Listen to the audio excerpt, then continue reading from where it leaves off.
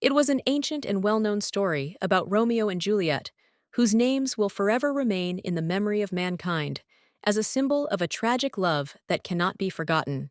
A young girl stood leaning on the railing, looking into the distance with hope, and next to her stood a young man hiding his face behind a mask, not taking his eyes off her delicate figure, as if trying to understand her soul. The Capulet family was known for its strict discipline and unforgiving attitude towards its enemies, raising in its descendants endless determination and pride, instilling in them a sense of duty and loyalty to their traditions, which was passed down from generation to generation. And their main enemy, with whom they waged an endless and fierce struggle for influence and respect, was the Montagues family, with whom relations were always tense, full of mutual hostility and relentless competition for power and prestige in the city. At the end of this whole terrible story, a tragic moment occurred when the beloved died from a sword strike. Her life was cruelly cut short, leaving behind only deep sadness and emptiness that could not be escaped. Blue eyes full of shock and despair opened wide, as if trying to come out of a painful dream, while cold sweat ran down her face, leaving visible marks on her skin, as if this was not just a dream, but a terrible reality. The girl, overcome with anxiety and fear, sat up in bed, breathing heavily, her chest rising with each breath, trying to escape the shackles of the nightmare that continued to torment her soul, not allowing her to forget the horrors of what she had experienced. The beauty, with slight surprise, said that it was time for her to get ready for work. But suddenly, she abruptly covered her mouth with her hands, unable to believe that the voice coming from her lips did not belong to her at all, as if someone else was speaking her words. Her hands, which she saw in front of her, seemed alien, as if they were not her body. And at that moment, she felt a strange alienation, as if she was not controlling her own movements, but someone invisible was holding her under control. Casting a confused glance into the mirror, she realized that her soul had somehow miraculously moved into the body of a completely different person, and in front of her stood the one who had now become her reflection, so different from what she was used to seeing before. The lady sighed and remembered how before going to bed, she had read a book about Romeo and Juliet, whose tragic story had no happy ending. Before closing her eyes, she whispered that she could change the ending and make it happier. Listening to the voice in her head, she was shocked to hear an unknown force state that only by reaching a worthy end to her story would she be able to return to her homeworld, leaving all doubts behind. Going into her garden, the girl dressed herself in exquisite noble clothes and decided to find the lover from the book, hoping that she could make him fall in love with her as in the mysterious story she had just read. Two young men, completely oblivious to the strangers, stood in the shadows, their lips meeting in a passionate kiss, as if the whole world had disappeared, leaving only the two of them in this moment of tenderness and mad passion. The surprised boy turned around abruptly, hearing the footsteps of another person who had disturbed their peace. The man who appeared in front of him was attractive-looking, with blonde hair, an earring in his ear, and eyes as blue as a clear summer sky. At this time, Juliet, completely stunned, froze in place, not expecting that Romeo, whom she considered her ideal in fact, turned out to be a carefree womanizer, and this changed her perception of everything that happened between them. The girl lay unconscious on the hard asphalt, and blood was already spreading underneath her because she had been hit by a car, and every moment was critical to get her medical help and save her life. Looking at the book that she always took with her, the girl thought about how much she would like to continue living, to enjoy every moment again, and reread her favorite novel, experiencing the same emotions that once warmed her heart. Reaching out to an old book with yellowed pages, the woman, with trepidation in her soul, turned to fate, as if begging it to grant her another chance to fix everything, read the forgotten lines, and feel the taste of life again. And suddenly, unexpectedly, from the old tattered pages soaked with time, a bright light poured into the room, filling it with a blinding glow, as if it were a miracle that came out of nowhere to change the course of events and give hope. The maid ran quickly into the mistress's chambers, breaking the silence with a sharp and loud scream that echoed off the high walls. Her voice was filled with alarm and panic, as if something inexplicable and truly terrible had happened in the house. Juliet sat on her soft bed, with its lace canopy, staring at her hands, unable to believe that somehow She had been transported into the world of her favorite novel, where everything seemed so familiar. Smiling affectionately, the nanny approached her charge tenderly, as if she were a daughter, and in a soft but insistent voice, reminded her that it was time to get up, start getting dressed, and get ready for a new day that promised to be full of new meetings, events, and discoveries. The noblewoman stood before a large carved mirror, with a slight smile on her lips, carefully examining her new blue dress, decorated with fine lace and gold threads, admiring how beautifully it emphasized her refined figure.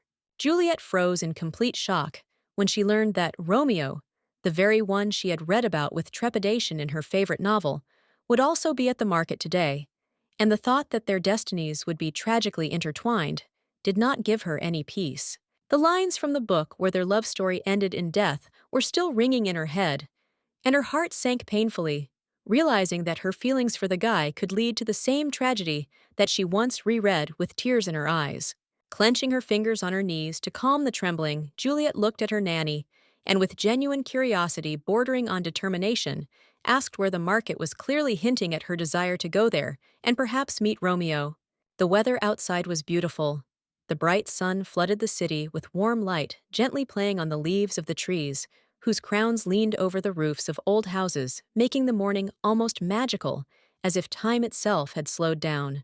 In her search for the local market, Juliet walked through the streets of the city, looking around in confusion, until she accidentally bumped into another person whose sudden look of surprise made her feel both embarrassed and interested at the same time. Frightened and stunned, Juliet quickly apologized to the pair of lovers, whom she had accidentally disturbed with her sudden appearance, and feeling a hot blush creeping up her cheeks, she turned and ran away quickly, trying not to look back. She unwittingly became a witness to a touching scene where a young maiden with bitter tears in her eyes begged her lover to stay close and not leave her, but in response received only a cold look full of doubt and indecision. Juliet, barely containing her excitement, clutched the hem of her dress with her fingers, trying to comprehend what she had heard. Romeo, who in the book seemed to be the embodiment of ideal love, in fact turned out to be a ladies' man capable of giving his heart not to one, but to many at once. Suddenly, a woman's shrill cry rang out over the noisy market, pointing with a trembling finger, loudly declaring that the girl had a knife in her hands, and now the crowd began to turn around, looking incredulously in the direction of the lady as if suspecting evil intentions. A crowd immediately gathered around the victim, and people began to discuss the tragic event with concern, remembering with horror how poor and unfortunate Mr. Romeo had been, and wondering why fate had once again treated him so cruelly. On the ground, like a broken hero, lay the handsome man, his face pale and his clothes stained with blood, from the blow that had struck his stomach, causing many present to fear for his life and wonder about the consequences. Juliet watched with trepidation in her soul, as fear gripped her from within. The thought that if Romeo died, her dream of a happy ending would crumble to dust, and she would never be able to return to her world deprived her of all hope. Without thinking for another second, she rushed forward, trying to help the handsome man lying on the ground. Her heart was beating like crazy, and her mind was urging her on, suggesting that perhaps this was her last chance to change something in this story. But suddenly, as if from nowhere, racing horses appeared in front of Juliet, whose power and speed left her no chance of salvation. The coachman, desperately trying to stop them, could not cope, and a scream saturated with fear and doom was stuck in the girl's throat. The lady had suffered a terrible fate, but suddenly, as if by some invisible miracle, she woke up again in her bed. Her body was trembling, and her thoughts were confused. She could not understand whether it was just a frightening dream or a terrible reality that had left a trace in her mind. As before, her kind nurse entered the chamber to help her charge change her clothes and begin the day. She brought with her news of the events in the market, as if to distract her from the disturbing thoughts that seemed to have taken possession of her whole being. But suddenly, the lady's gaze stopped on her own shoulder, where a thin but noticeable scar was visible. This unexpected sign made her go cold, and fear stirred in her heart. If it was just a dream, then where did this strange mark come from? With a slight but nervous smile, the beautiful girl decided to ask the nanny if there had been a fight at the market yesterday, trying to hide her inner excitement and not reveal the fear that deep down inside her was tormented by the fate of Romeo. The nurse confirmed with a sad sigh. Yes, a fight had indeed taken place, and in the course of it, Mr. Romeo had once again found himself in danger. The realization that he could have died again, as in the tragic story of the book, made the lady's heart beat even faster. Juliet made a vow to herself that she would make every effort to protect the life of her lover, because for her, there was nothing more important than their future together, full of happiness and love, and she was ready to make any sacrifice to preserve their destiny. Confident in her feelings, she was convinced that if she did everything possible to prove her devotion and love, Romeo would certainly see in her the one with whom he would want to spend his whole life, becoming an inseparable part of her world. Juliet dreamed of the moment when their hands would intertwine in a single burst of love and tenderness, symbolizing the beginning of a new chapter in their destiny, where there is no place for separation and suffering, but only bright feelings and unchanging happiness. But fate was cruel again. Juliet did not have time to save Romeo, and when he died before her eyes, she felt something inside her break. As if tied to his fate, she too left this world dissolving in pain and despair. And once again, she woke up in her bed. Her breathing ragged, and new scars had appeared on her body, now visible on her back, like marks left by fate to remind her of every failed chance to change this tragic story. Each new attempt to save her beloved ended in failure, despite all her determination and willingness to take risks. And with each failure, the girl's soul was penetrated deeper and deeper, forcing her to feel how with each new disappointment, her heart and body were filled with pain, and the wounds on them became more and more noticeable and impossible to heal. The world around her was literally collapsing, as were the events she found herself in. Romeo kept dying sometimes from poison, sometimes from an axe blow, as if the whole world was against his love, and there was no escape. The desperate lady sat on the bed, her legs tucked under her, consumed by depression and unbearable sadness that seemed to envelop her, consuming her thoughts and causing her to get lost in the emptiness of her own feelings. Her empty gaze was directed into nowhere, and detachedly, as if in a dream, she spoke words addressed to an invisible interlocutor, trying to remember her name, but her memory failed her, hiding important details from her life. At this time on the street, a guy standing alone sadly muttered words full of pain, complaining that he could not save his beloved from imminent death in which he was powerless. The man held his beloved's body carefully, barely holding back his tears, feeling how her body remained motionless, and there was no breathing, as if her life had been taken away forever, leaving him in the abyss of despair. The guy was not only handsome, but also had a special charm. His red eyes and dark hair gave him a mysterious look, and his delicate facial features emphasized his sophistication and inner strength hidden behind his appearance. There was relative harmony in the city, but the feud between two powerful families was destroying this fragile peace. And the feud hung over everything, like a shadow disturbing the peace and threatening to destroy the stability that the inhabitants so valued. The Capulet family was like a mighty tiger. Symbolizing power, strength, and dominance, they stood proudly guarding their heritage, and every step they took felt like a confident assertion of their right to rule this world. The Montagues family was like an invisible bug, sucking up money and influencing the economy. Their hidden power was evident in the way they manipulated resources, creating an atmosphere of genuine mystery around themselves. The boy trained hard like a dummy, standing alone, holding a sword in his hand. Pointing forward, his movements were precise and confident, as if every action he took was thought out in advance, and he was ready for any challenge. The eldest son of the Capulet family was called Tibol. He was a knight, and like all his relatives, he believed that the cause of all the suffering in the world was the Montagues family, always hostile to his clan, sowing discord around. Suddenly, when the guy was about to leave, he was stopped by a familiar voice and an outstretched hand, as if warning him of danger, and a look full of alertness made him freeze in place, ready for an unexpected turn of events. Tybalt did not have time to restrain his impulsive gesture, and colliding with the girl, he unexpectedly knocked her down, but caught her in time, holding her in his arms, and with anxious words warned her to be more careful in the future. not allowing her to fall. It was his young little cousin, whose name was Juliet, and her presence in his life was always like a ray of light in the shadows. Her innocent look and weightless smile gave him peace even in the darkest moments. Tybalt looked at his relative with a smile, because she was the favorite in their family, and her serenity and kindness were what made her special for every member of the family, especially for the young guy who was always proud of the young maiden. Lord Capulet had sworn to protect his sweet daughter since she was born, for she was his pride and joy. He loved her to tears, and her well-being was more important to him than anything else, even if it required sacrifice.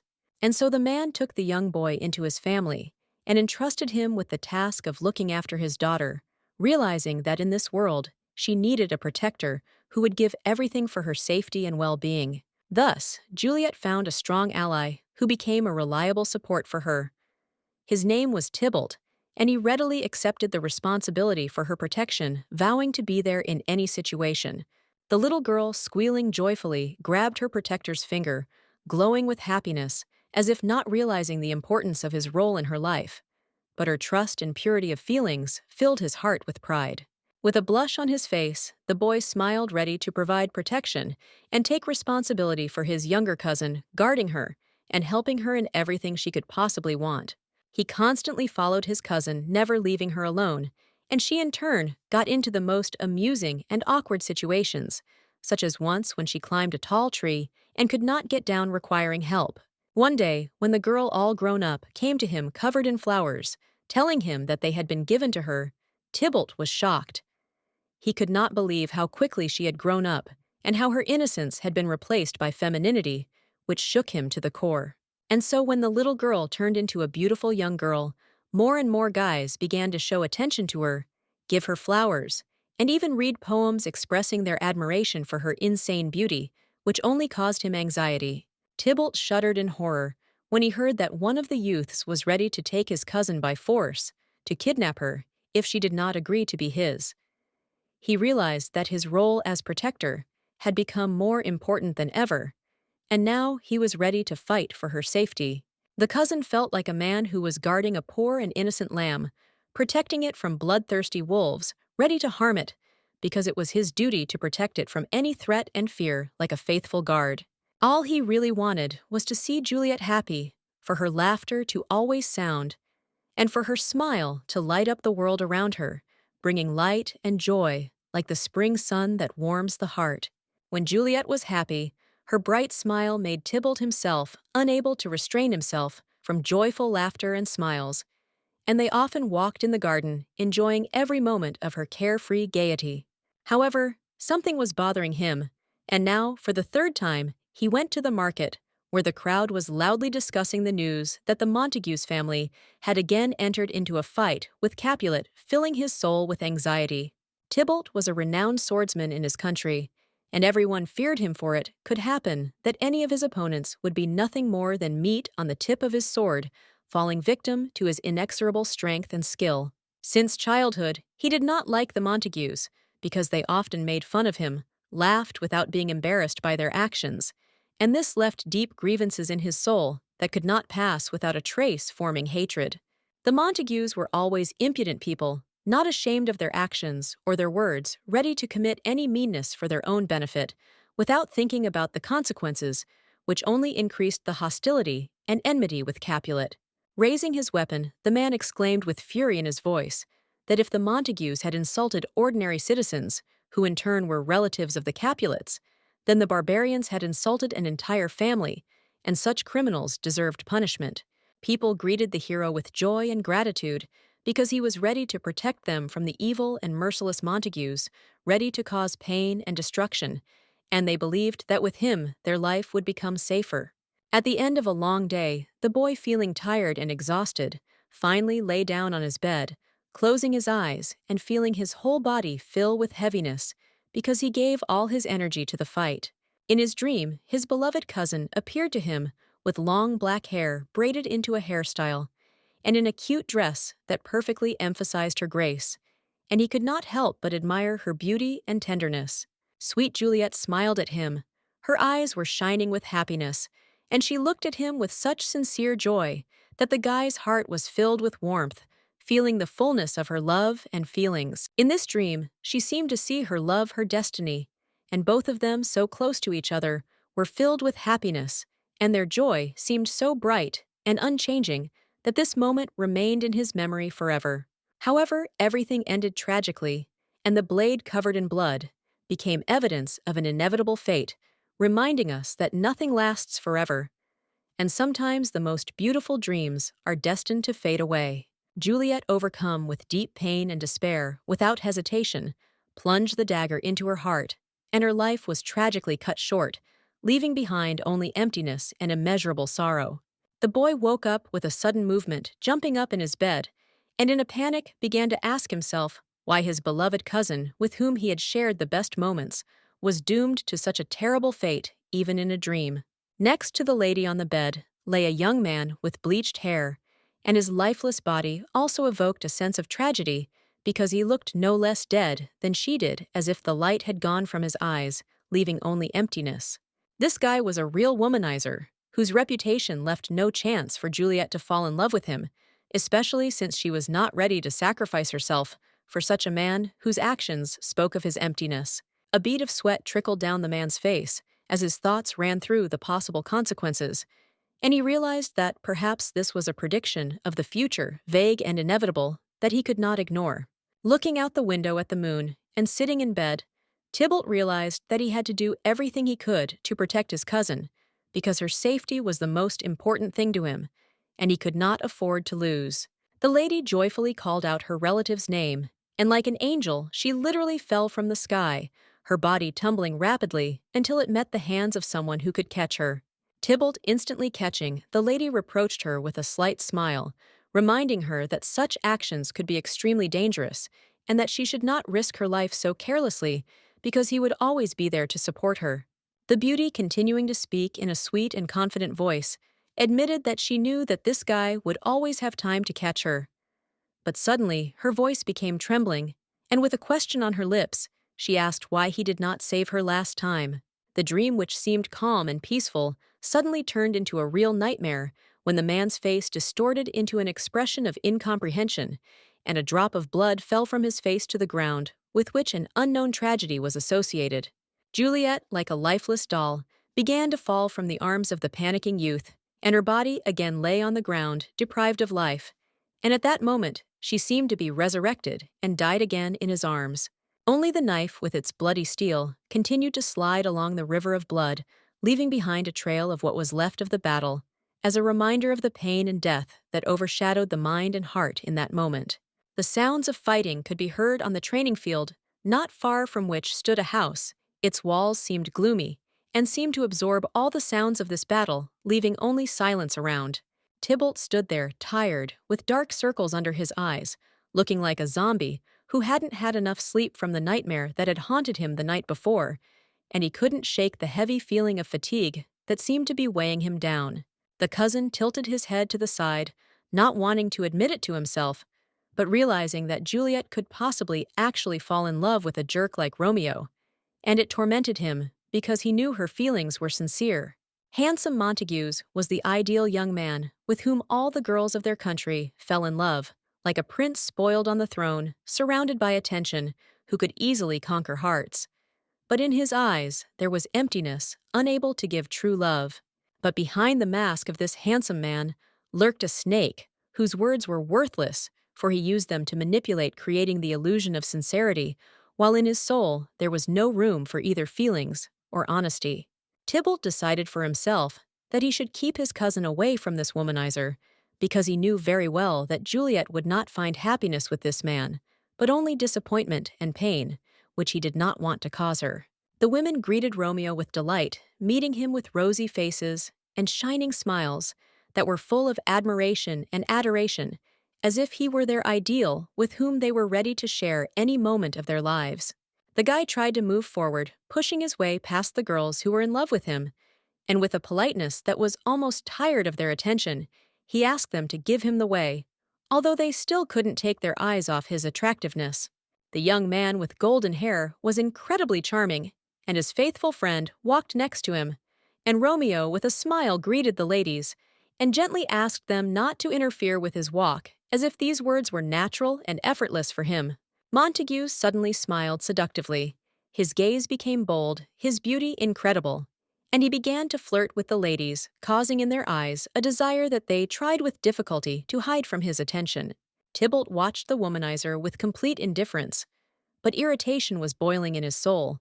He was infuriated by the behavior of his interlocutor, as if he was trying to provoke anger in him, and he was ready to express his dissatisfaction. He then called Romeo a coward who failed to intervene in the servants' fight when it was necessary to separate them, but instead chose to stand aside as if indifferent and unable to influence what was happening. The handsome man bowed his head and, with a slight sigh, said that he should have known in advance that Tybalt would say such words because he was a boor unable to appreciate the seriousness of the situation, preferring only criticism.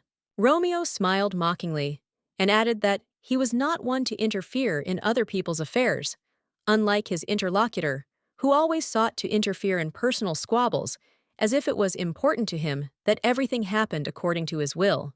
Tybalt shuddered with indignation, his chest filled with anger, and his eyes flashed with fury, for such insolent words spoken with such contempt literally insulted him and made him feel that he had been humiliated by this attack. Playing the victim Romeo without batting an eyelid, said that a man, by interfering in other people's affairs, takes away from families the opportunity to sort things out and forgive each other, as if he knew how to properly resolve all issues, neglecting other people's feelings. Tybalt did not fall for the womanizer's trick, and without hiding his contempt, threw his sword straight in his direction, challenging him to a fight, intending to show that the words of this handsome lady's man could not overshadow his determination and courage, and that he was ready to answer for his dignity. The sharp blade of the sword in his hand, tightly clenched, as if ready to cut through any obstacle, felt like an extension of his rage, and Tybalt was ready to make him understand, with one decisive movement, that manipulations would not remain without consequences, and everything he said would be paid for. With a serious face, Capulet, not hiding his determination, invited the Montagues to fight, proposing that their blades should decide which of them was right and who had the right to speak of honor standing his ground. Everything was clear. To be afraid was to be weak. Romeo, feeling awkward and obviously scared, fell silent, his eyes darting around in search of excuses, because he wasn't ready to fight anyone, and there was much more fear than determination, his inner voice screaming that this was not his path. His friend standing next to him looked at him with a cold gaze, as if conveying a silent message that if Romeo refused the fight, he would bring shame not only to himself, but also to his entire family, because a real man never backs down from a challenge.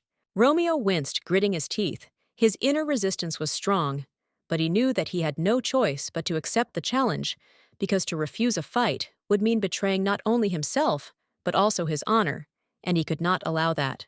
Suddenly, the womanizer turned to his rival, and smiling broadly, did it so strangely, as if he had some hidden plan, that he was preparing to reveal at the most unexpected moment, as if his whole plan was hidden in this smile. The blade fell to the ground with a clatter, as Romeo, no longer able to hide his weakness, explained that times were changing, and there was no point in fighting anymore, as words and reason were more important now than the strength of the blade that lay at his feet. Tybalt took a step back as the handsome man approached him, realizing that they were not barbarians, and therefore they should act like true lords of noble families, observing etiquette and rules that were best demonstrated in the refined duels.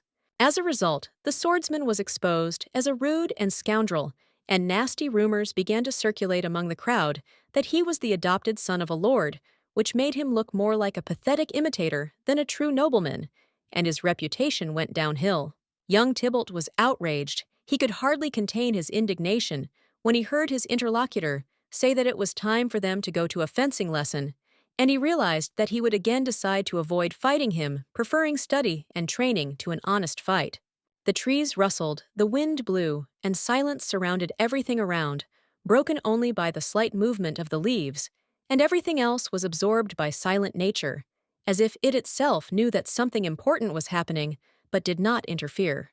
The man, confused and dissatisfied, walked forward along the road, absorbed in thoughts about what he should do now, how to correct his honor, and what could be done with this situation, in which he found himself having neither support nor a clear path. Suddenly, Tybalt heard someone else talking. Somewhere off to the side, a man named Benvolio was loudly scolding Romeo for once again avoiding a duel and behaving like a coward, evading a dispute that should have been decided by his honor. Romeo, disgruntled and insulted, stood to the side, frowning, his face contorted with irritation as he listened to his behavior being criticized for its unworthy attitude, since it was not his nature as the heir of the Montagues to avoid battles and show weakness. The young man, heated with anger and resentment, unable to bear such humiliation, turned sharply and walked away, not wanting to listen any longer to his mentor, whose words only added fire to his rage instead of supporting and teaching. Tybalt, having overheard someone else's conversation, realized that other people had their own reasons for arguing, and that not everything was as simple and smooth in their relationship as it seemed to him. The moment made him think that behind every situation, there is not only personal pride, but also hidden motives. At that moment, Cousin Capulet calmed down, realizing that Juliet could hardly ever fall in love with such a jerk as Romeo, realizing that her feelings were perhaps deeper and more complex than he could have guessed at first glance. However, Tybalt suddenly noticed that he and the guy continued to walk along the same road, did not part, and could not separate in any way, as if some invisible force had tied them to this path, not realizing that all this time they had been following the same direction. The young man put his hand on his neck and scratched it, thinking that if he had chosen a different path, he would have arrived home only at sunset, realizing that time had passed, and he still had not decided what to do with this protracted and absurd confrontation. Suddenly, the handsome man noticed that someone was sitting and reading a book behind the trees, and his gaze lingered on this person, as if something in this moment caught his attention, as if this person held the answer to all his doubts. It was sweet Juliet, spending her time reading her beauty, flawless as always, her face reflecting peace, and the silence around her only increased her charm. She was sitting on the grass, absorbed in a book, and seemed completely carefree. The nightmare where the lady died came back to him, and the thought took Romeo by surprise again. Tybalt felt his heart beat faster, and his hands instinctively reached up to his face, as if trying to push away the horrible image that haunted him. With determination and cold confidence, Tybalt firmly decided that he would not allow the womanizer to meet his cousin, because he knew that with Romeo she could only expect pain, and he could not allow her to suffer for the sake of some frivolous young man. The noblewoman sitting near the tree turned around peacefully when she heard the strange sound. Her attention was instantly drawn to the unusual silence. Something in the air changed, and she felt her instincts become alert. Tybalt was breathing heavily, sweat was running down his face, and he hoped that the girl hadn't heard anything. His nerves were on edge, and every rustle made him wary, as if something was bound to happen. Meanwhile, Romeo found himself in the arms of his companion, whose hands covered his mouth, preventing him from saying a word, as if Romeo himself were part of this hidden conflict into which he had been drawn against his will. Tybalt angrily ordered the young man next to him to be quiet and not draw attention to himself, realizing that any action he took could lead to their secret being revealed, and he could not allow this to happen despite all his anger. Finally, Juliet finished reading carefully, closing the cover of the book with her hands, and with a loud thud, the book closed, leaving her in complete silence, as if nature itself had stopped waiting for what would happen next. The noble beauty stood up, deciding to go home, wondering whether dinner was ready yet, because her thoughts were absorbed in everyday concerns, as if not noticing all the hidden threats that were in the air around her. The boy breathed a sigh of relief when his cousin finally left unharmed, and he, hiding his emotions, felt an easy victory, knowing that he had prevented a possible disaster. But inside, he still remained tense, waiting for new turns of events. After which, Tybalt finally released Romeo from his grip, asking for his forgiveness, and justifying himself by saying that he simply saw a bear, and therefore it was necessary to be quieter, despite all the tension and confrontation that had arisen between them. However, as soon as Romeo took a few steps, he suddenly began to fall unconscious, which frightened Tybalt. He was stunned, as if the young man had passed out from lack of oxygen and could not understand what happened at that moment. The real Capulet, confused, began to shake the local womanizer, to bring him to his senses, trying to bring him to consciousness, because he did not know what to do if Romeo really lost consciousness or something more serious happened. The man, shuddering with horror, realized that he could accidentally kill the heir of the Montagues. A great panic seized his heart, and he tried in confusion to find a way out of this situation, realizing that any of his actions could have unpredictable consequences. Romeo collapsed to the ground, his body motionless, without the slightest sign of life, as if nature itself was frozen in sadness, watching this tragic scene, where it seemed that even time had stopped its course to capture the moment. Tybalt, bending down next to the lying youth, carefully put his ear to his chest, hoping to hear at least a weak heartbeat, but feeling only icy silence, shuddered, with his whole body realizing that life had left this beautiful young man forever. Capulet trembled all over, refusing to believe that his hands had committed such a terrible deed, and now he stood overcome with fear and guilt, realizing that he had forever destroyed the future of the heir of the family, with which they were bound by enmity. One of the guys grabbed the other one tightly by the hand, desperately pulling him along, as if wanting to tear him away from this tragedy, and in a panic full of fear and hope, he rushed to call for help, hoping that fate would still allow them to return the lost lives. A difficult but necessary decision was made to go to church, where they believed they could seek divine help and prayers that could perhaps change the course of fate and return what was lost. The man, hoping that the priest could perform a miracle and heal Montagues, pulled his lifeless body with all his might, as if believing that the very act of loyalty and perseverance could bring about the mercy of heaven. Ultimately, cousin Capulet faced exile for the murder of Montagues, or imprisonment, a grim prospect full of despair and bitterness that seemed inevitable once the truth of what had been done became known. The man shuddered with his whole body, realizing that his future could only turn out to be worse. Perhaps death or an inglorious existence awaited him, but the thought of punishment did not frighten him as much as the need to live without forgiveness. However, if the price for Juliet's happiness and safety meant making such sacrifices, Tybalt was ready to accept this fate without a moment's hesitation, because for the sake of her future, he could sacrifice everything he had. Suddenly, Tybalt stumbled, lost his balance, and fell to the ground with a dull thud, right next to Romeo's motionless body. The man's gaze fell on the young man, whose helpless body seemed to symbolize the fragility of life, which could be so easily destroyed by one false step. The man lost consciousness, and when he came to, he felt the softness of a snow-white sheet beneath him. His gaze fell on a clenched male hand, which was nervously squeezing the fabric, as if seeking support in this strange and frightening reality. The swordsman jumped up in his seat, trying to comprehend where he was, his wide, surprised eyes running over the unfamiliar surroundings, full of strange silence and majestic calm. Tybalt looked around in amazement, noticing that he was in a room furnished with exquisite luxury. Gold patterns on the furniture, brocade on the curtains, and a soft carpet under his feet created the feeling that he had been transported to another world.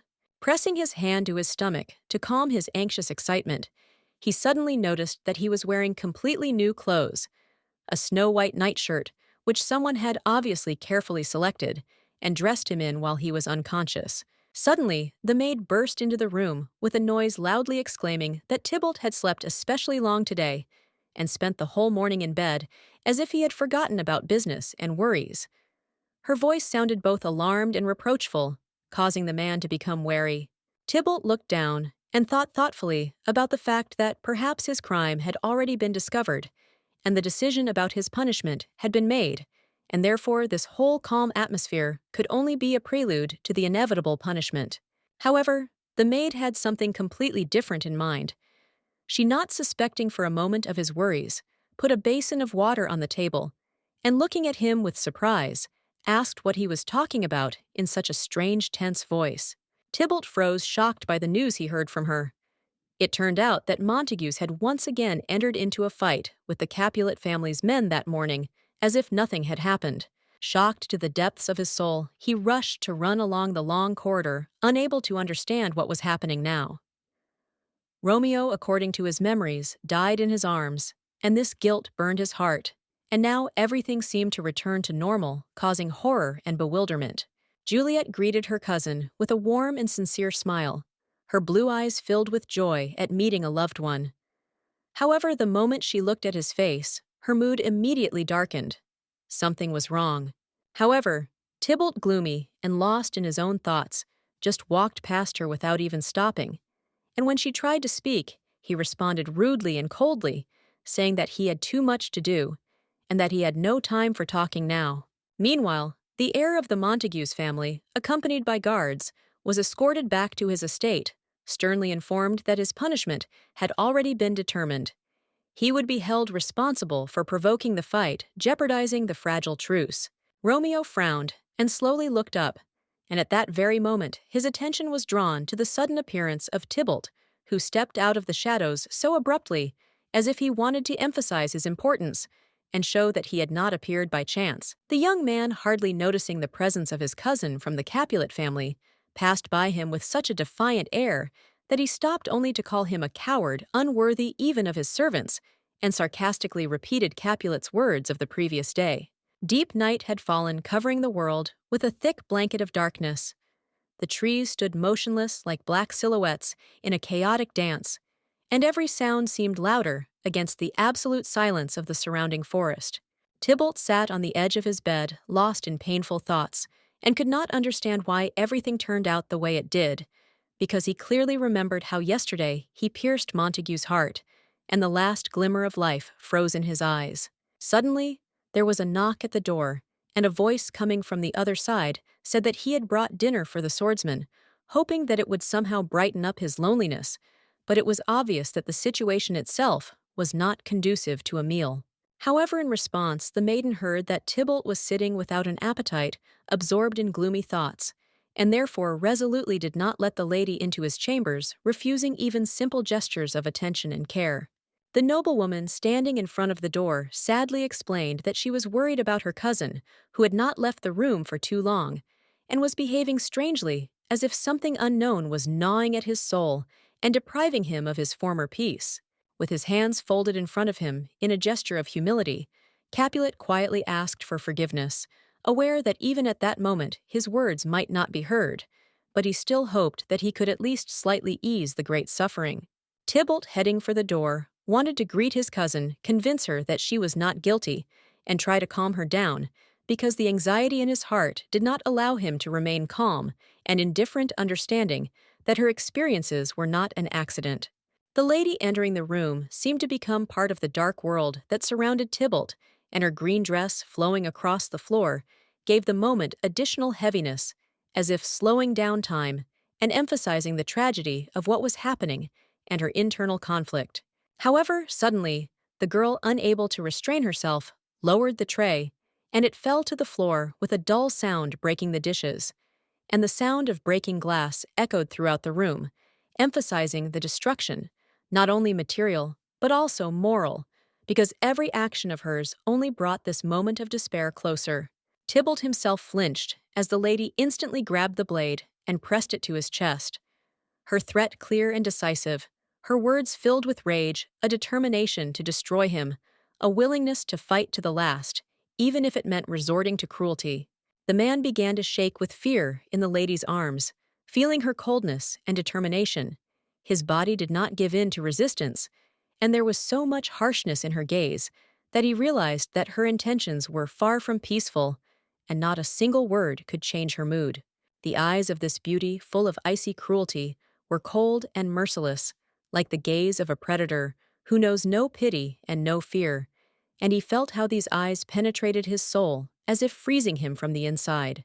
Juliet quietly said that she couldn't put the knife down and free her cousin, because her internal conflict was so strong that she couldn't just back down, even if it meant continuing to threaten someone she once considered family. The lady seemed to be not herself, emotionless and detached. She thought that Tybalt was behaving strangely, although she herself was overcome by the same doubts and insecurities as he was, and her own behavior had long ceased to be the norm. Without thinking twice, the boy grabbed a long stick, intending to defend himself, and with a determination that was difficult to hide, he prepared to meet the lady's onslaught, hoping that this improvised shield would help him avoid danger. With this thing, he pushed away the lady, who frowned, stepping aside, but still continued to hold on tightly to the dagger, as if she was not going to give up despite the fact that her plan did not go as she expected. The candlestick collided with the blade, the resulting crash filling the room like an echo from the clash of two worlds. The world where she was a beautiful lady, and the world where she had become a determined and dangerous woman, ready to do anything for her goals. The girl moved as if she were a hired killer. Her movements were precise and fast, completely unlike those that the sweet and innocent Juliet could make. Her self-confidence was frightening. Suddenly, the candlestick was thrown towards the lady, and it flew through the air with such force that she had to dodge it, while the lad, seized with panic, shouted asking who this strange stranger was, who looked so much like his cousin. The beauty dodged under the shout of the guy who asked who this strange stranger was, who looked so much like his cousin, because at that moment his mind could not believe what was happening in front of him, not realizing that all this was much more complicated than he thought. Tybalt, with despair in his voice, asked where his Juliet was, and what this strange lady was doing here, who was obviously trying to kill him, and his mind could not comprehend this terrible riddle, because every gesture of hers was like a step into the abyss. A cut appeared on the beauty's cheek from the guy's blow, and blood flowed from there. Her face was distorted with pain, but she did not allow herself to give up, continuing on her way, despite the injury, as if it was just part of her plan. Juliet thoughtfully ran her fingers over her cheek and said to herself that this time everything was different. Her thoughts seemed to be torn apart by conflicting feelings, and only one thought arose in her head. Something was wrong here, and she could not understand what exactly. Suddenly, the noblewoman burst into tears, pitifully, calling her cousin by name. She said that she was simply playing with her relative, and he behaved so rudely, and there was sincere resentment in her voice, as if she really did not understand why she was taken seriously. Tybalt in shock froze when he heard from his cousin that it was just a joke, and his mind could not immediately believe what was happening, because in front of him stood the one whom he saw as a threat, and now all his feelings were mixed up. Rubbing his neck awkwardly, the man agreed to come closer to her and examine the cut he had given her, feeling his doubts and fear subside, giving way to some strange guilt and a desire to fix everything. However, as Tybalt came closer, he was grabbed tightly by female arms, pulling him towards her, and he felt his body being captured before he could realize that all this was part of her next move, thought out in advance and carefully prepared. Juliet smiled kindly and asked her interlocutor to relax and not to tense up, but the guy became scared only from her reaction and the strange behavior of his relative, who suddenly became completely unpredictable, as if she was hiding something dangerous. And despite her soft words, he took them as a warning, because suddenly the beauty's smile was replaced by a terrible expression, and a smirk she promised to hurt him if he did not relax. And Tybalt felt the tension in his body increase. Before Tybalt could blink, he was on the floor, and the lady was sitting on top of him, holding him in a grip, not letting him get up. And it was like a trap he had driven himself into, before he could even realize when her gentle smile turned into a deadly threat. The boy lay on the floor with his mouth open, his face covered in sweat, and horror and fear were visible in his eyes, as if the whole world around him had suddenly become alien and hostile, and every movement of Juliet was intensified to the limit, causing his heart to beat at a furious pace. Tucking a strand of hair behind her ear, the charming Juliet explained that he shouldn't worry, and that she really needed his help, because everything that was happening was part of her plan, which wasn't as simple as he thought. The cold beauty confirmed that she was not his cousin, but a completely different person, with the face of his relative, and her words penetrated Tybalt's soul, leaving deep questions in his mind about who she really was. The noblewoman smiled, her face hardened, and she began to tell the truth, that she had taken over the noblewoman's body until she had fulfilled her purpose, and then she would return to her world, and only then would he be able to bring back his cousin. Standing by the window, the lady asked with genuine interest if Tybalt was going to help her, her gaze radiating confidence, as if she was convinced that the outcome of this meeting was already predetermined, and all that remained was to get the right answer from him. The guy did not immediately believe the beauty's words, because everything that was happening was so strange that he did not understand what exactly was happening, and therefore remained silent, not knowing what to say and how to react to what was said. But the bloody sword was proof that Juliet was not the sweet girl Tybalt knew. and his doubts gradually began to give way to horror at the realization that a completely different dangerous entity stood before him. The girl took a step forward in understanding, and although her words sounded like nonsense, she was well aware of how strange all this might look. But everything she said was true, and she was ready to prove it.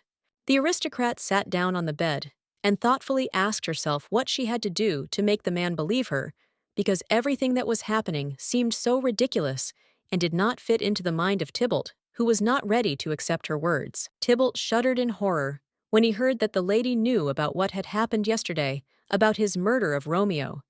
And this knowledge deeply shocked him, for how could she have known about it unless she had witnessed or been part of what he considered impossible? The handsome man lay on the floor, lifeless.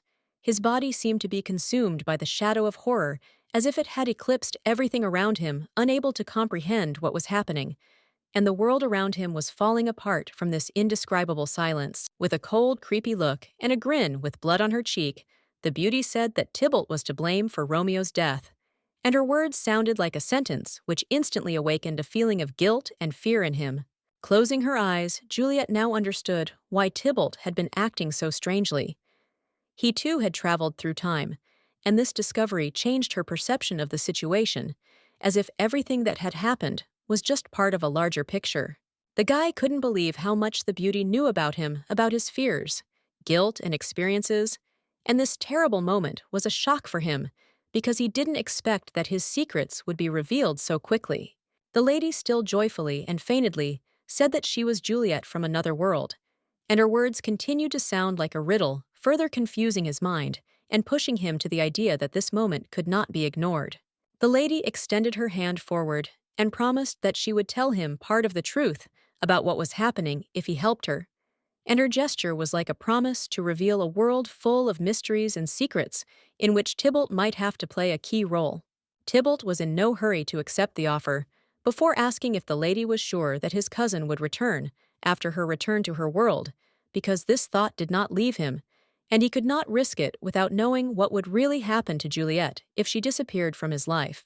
Having received consent, the nobleman shook the lady's hand, and the moment their hands met, she said that she had never lied to him, and her words sounded sincere, like a promise that she would not deceive him in the future. Suddenly, Juliet pulled her interlocutor sharply after her shouting that it was time for them to go, and her voice was filled with determination, as if time was running out, and their entire fate depended on what would happen in the next minute. The girls' chambers were pink, filled with soft light, expensive things, and comfort, and in this world everything seemed ideal, almost fabulous. But this was only the outer shell, hiding more than he could have expected.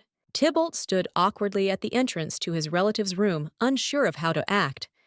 He had never been in her chambers, and felt that this was impermissible, especially considering that her room was a sacred place for a girl innocent and pure. The beauty knelt down on the floor, and bending down, picked up one of the tiles under which papers and notes were hidden, and her movements were precise and quick, as if she had long been accustomed to looking for what she needed in the most unexpected places. Without thinking twice, she threw her letters into the nobleman's lap, and all these sheets were filled with the most important information that she had collected, especially for him, so that he would realize how much their future depended on these notes.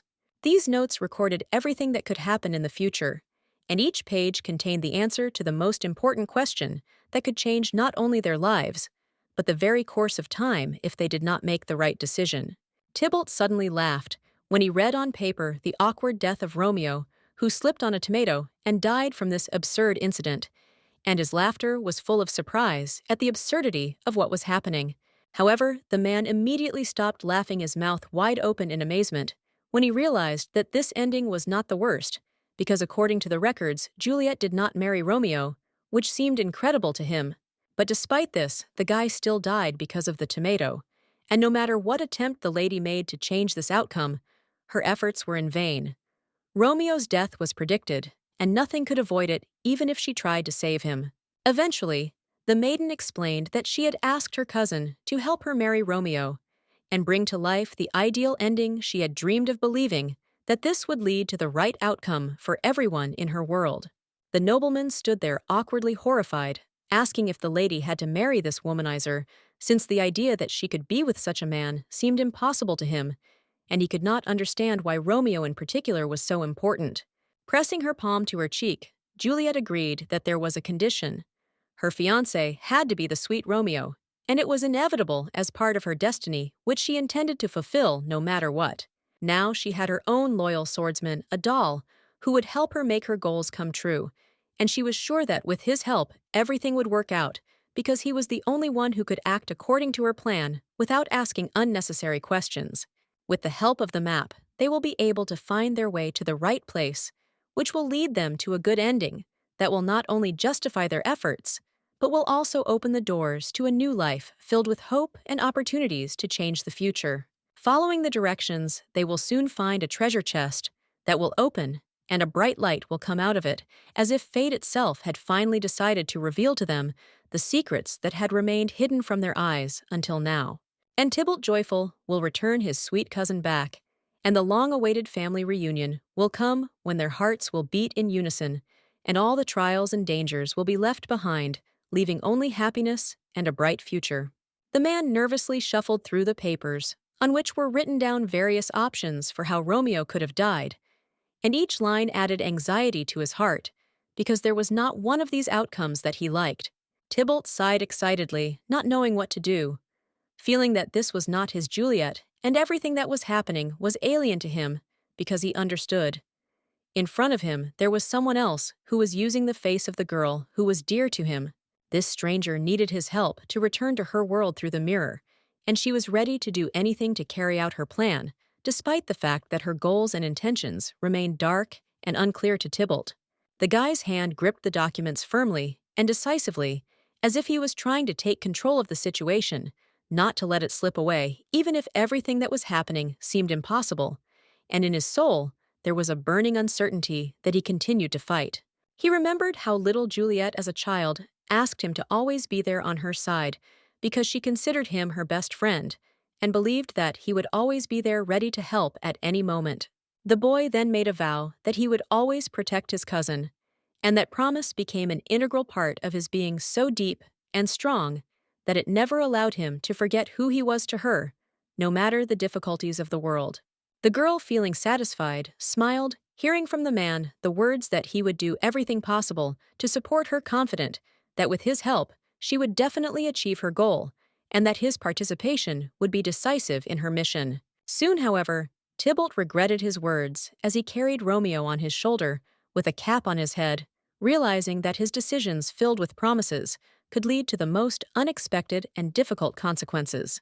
Montagues laughed loudly, his smile stretching from ear to ear, reflecting the wild joy and sense of victory he seemed to feel despite all the difficulties around him. His laughter was infectious, and he seemed to simply enjoy the moment without thinking about the consequences. The boys walked forward cheerfully, looking around at everything that surrounded them, and an atmosphere of celebration and victory reigned around them, as if the whole city was absorbed in this solemn mood, in which there was no room for troubles and doubts.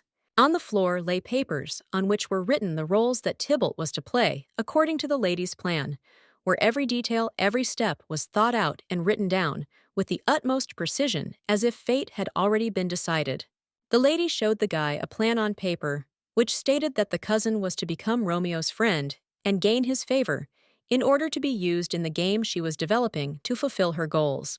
The man, shouting indignantly, declared that he could not become Montague's friend, because he literally hated this womanizer. With each passing day, his contempt for Romeo only grew stronger, and the thought of playing on the same side with him seemed impossible. Sitting on the bed, Juliet explained that improving relations with Montagues would help bring back his cousin, and that only with his help would it be possible to carry out the plan, since between them there would be not only an ally, but also a mutually beneficial relationship. Juliet sincerely asked her partner to try to become Romeo's friend, despite all his prejudices and hostility, because only in this way they could advance towards their goal and change the outcome of events in their favor. The next morning came, and training began on dummies installed in a special yard, where every blow, every movement had to be honed to perfection, because not only their fate depended on it, but also the fates of those who were dear to them. Tybalt walked forward without much enthusiasm, sadly thinking about how difficult it would be to become friends with the Montagues, especially after so many years of mutual hatred that had become a part of his life, and he didn't know where to start. Meanwhile, Romeo was smiling and chatting with the other ladies, entertaining them, and showing off his charisma as usual, oblivious to the tension in the air that hung between him and Tybalt. Out of the corner of his eye, Tybalt noticed how his company with the ladies was interrupted by Capulet, who was nervously clutching his head and walking in circles nearby, clearly absorbed in some internal experiences that did not give him peace. The boy flinched when Romeo addressed him, wishing him good morning. The man's voice was full of irony and that disdain that always caused a storm of irritation in the sweet Tybalt, making him instantly wary. With a sarcastic smile, Romeo waved his hand at Tybalt, throwing a snide remark in his direction that he was a coward for failing to protect his servants last time, and there was a clear mockery in his words that only added fuel to the fire. Tybalt responded with irritation that Montagues was acting like a petulant and immature child, as if he didn't know how to deal with people he couldn't trust, especially when they couldn't show even a modicum of maturity and reason. Remembering his plan with his cousin Tybalt, took a deep breath, trying to pull himself together, and forced a fake smile on his face to hide his worries, then wished Romeo a good day, without giving in to his emotions. The guys in the crowd were completely shocked to see such strange behavior of Capulet, who always responded to the handsome guy's antics with rage, anger, and aggression. But now he seemed to pretend that nothing had happened, creating a mysterious atmosphere. Romeo also noticed the unusual behavior of his interlocutor, and frowning asked with obvious bewilderment what was happening to Capulet, because he had never seen anything like this before, and his strange behavior really alarmed him. In response to Romeo's incredulous expression, Tybalt smiled politely, assuring them in a tone full of sincerity and joy that all the changes in his behavior were solely for the sake of establishing relations and truly friendly communication between them. With a forced grin, the young man looked like a real demon, despite all his efforts to act friendly, as if he was hiding something much deeper behind the smile, saying that he had long dreamed of becoming real friends with his interlocutor. The men began to hide behind Montagues, in fear not wanting to face such a frightening grin from Capulet, and Romeo himself stood in complete horror, trying to understand what was happening and what was hidden behind this absolutely ridiculous and strange behavior. The nobleman tried to figure out whether Tybalt was really serious, whether he was making fun of him, or whether he had some secret and cunning plan that he himself did not yet realize. But deep down, he suspected that all this was not just like that. Pretending nothing was happening and naively feigning innocence, Romeo asked in bewilderment if he thought they were sworn enemies, and now, apparently, the swordsman finally realized that the Montagues were not such bad people as he had previously thought. Putting his hand on his new friend's shoulder, the man loudly and joyfully shouted mockingly that apparently the Capulets had finally realized that they were much worse than the Montagues because their behavior did not at all correspond to the standards of decency. Tybalt, trying to contain his inner anger, clenched his teeth, realizing that everything he was doing was for one purpose only, for Juliet. He endured humiliation and anger because he wanted to get his cousin back and fulfill her request. Suddenly, Romeo raised his interlocutor's hand high and joyfully shouted that they should all go to the market and celebrate such good news. The end of the long-standing feud between their old families. Rumors spread throughout the city that the bloody conflicts between the two famous houses had finally ended, and the long-awaited peace had arrived, which would bring prosperity to everyone, illuminating hopes for a bright future. Tybalt, a little confused, suddenly found himself walking across the square, hand in hand with Romeo, who at that moment was becoming the object of admiration of the townspeople.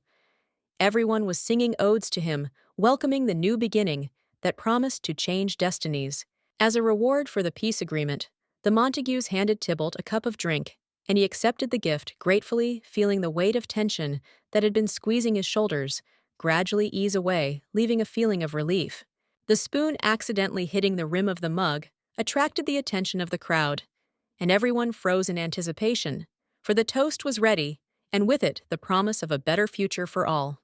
Romeo, closing his eyes, began to remember with bitterness and regret those distant times when a cruel feud raged between their families, and how stupid and senseless it looked. There was pretense in his voice, but everyone believed every word.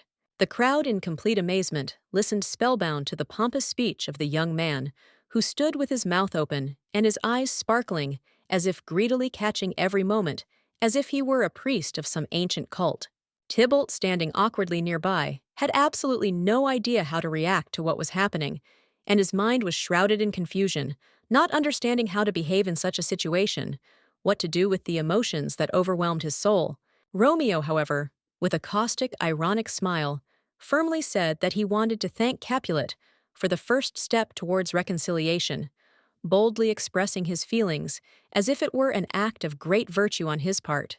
Tybalt, in complete confusion, was stunned to hear how Romeo, despite everything, did not utter a single bad word about him, but on the contrary said only kind and positive things, which was a real revelation for him and caused deep surprise. However, suddenly the words were cut off, and Romeo finally showed his true creepy nature as he laughed loudly and poured wine right on Capulet's head, not holding back his emotions and showing a complete lack of respect. The cups, made of fine porcelain, fell to the ground with a loud crash, breaking into small pieces, symbolizing the destruction of not only the dishes, but also the fragility of their peaceful relationship. Romeo, unable to contain himself, began to laugh loudly and uncontrollably, calling Capulet a real idiot, and his words, filled with fury and contempt, sounded like a bolt of lightning, breaking the silence and creating the feeling that the air around was frozen with tension. The crowd froze in complete shock, not expecting from this seemingly ideal handsome man such base meanness and betrayal that no one could have predicted, even in their wildest fantasies. The cups clashed with each other with a loud clang, and the whole crowd began to rejoice at the new turn of events, for now everyone was sure that the Montagues had defeated Capulet, eliminating their rival from the battlefield. Tybalt, in despair, found himself on his knees before Romeo, who mockingly shouted in his face that he could not deceive him, either with cunning speeches or tricks, feeling completely superior to him. The man sighed heavily, feeling the wine trickle down his hair, and quietly and bitterly wondered aloud why the other man couldn't simply accept his goodwill for what it was, without looking for hidden motives in every word. The mug rolled along the ground and stopped with a dull ringing sound, and Capulet, gathering his strength, clearly said that he had never started a fight with Romeo despite everything that had happened in their lives and the aggression that they were both now experiencing. Slowly, with obvious difficulty, Tybalt rose to his feet, his movements tense, and in front of him stood Romeo, who looked completely pleased with his bad behavior, as if enjoying every minute of his opponent's humiliation without the slightest regret. With rage blazing in his eyes, which were now bright red with anger, Tybalt angrily asked why Montagues had treated him so cruelly, stating that if he did not answer, his clothes would turn red with blood as a result of their disagreement. Romeo, remaining calm, was ready to demonstrate that the life of Capulet's cousin was connected with his destiny, that everything that happened between them left a deep mark that changed not only Capulet, but Romeo himself. The young man, lost in his memories, remembered how at the age of 5, he was a very small boy, with big eyes full of hope and innocence, and how his life seemed cloudless, but the events that happened later destroyed this ideal. Everyone surrounded him with attention, giving him the best. Delicious food, beautiful handkerchiefs, new things, and each of these little things brought him incredible joy. He felt special, being in the center of care and attention, as if the whole world was tuned only to him. The girls turned their attention to the sweet boy, with delight tenderly braiding his hair, showering him with compliments, and he, with sincere embarrassment, responded to their kind words, not realizing how quickly all this became a part of his little life. The other boys were not indifferent, either. They admired their friend, perceiving him as a role model, because even at such an early age, he knew how to behave with dignity, was engaged in fencing, and was an example for everyone. Then suddenly, out of nowhere, Tybalt appeared, and in a loud voice with complete confidence, shouted that he was a much more skilled swordsman than Romeo. His words sounded like a challenge, breaking the idyll and forcing everyone to pay attention to this unexpected moment. And then Montagues, without holding back his emotions, expressed all his hatred for the young man, who seemed to have taken all the attention, leaving Romeo in the shadows. And now he was ready to show this indignation openly and without embarrassment. Tybalt, without losing his composure, reached out his hand to the mug from which the wine had just spilled, trying to pick it up. But his actions were so abrupt and aggressive that everything that was happening became more and more tense. The guy barely managed to catch the mug that was thrown at him, and words were thrown in his face, accusing Romeo of his behavior, directly provoking a fight. And despite his attempts to be calm, the situation was getting tenser with each passing moment. Smashing his mug on the floor, Montague said with fury and anger that he had always hated Capulet, and his words burst out like a fiery stream, as if he wanted to finally get rid of this feeling that had long been accumulating in his soul.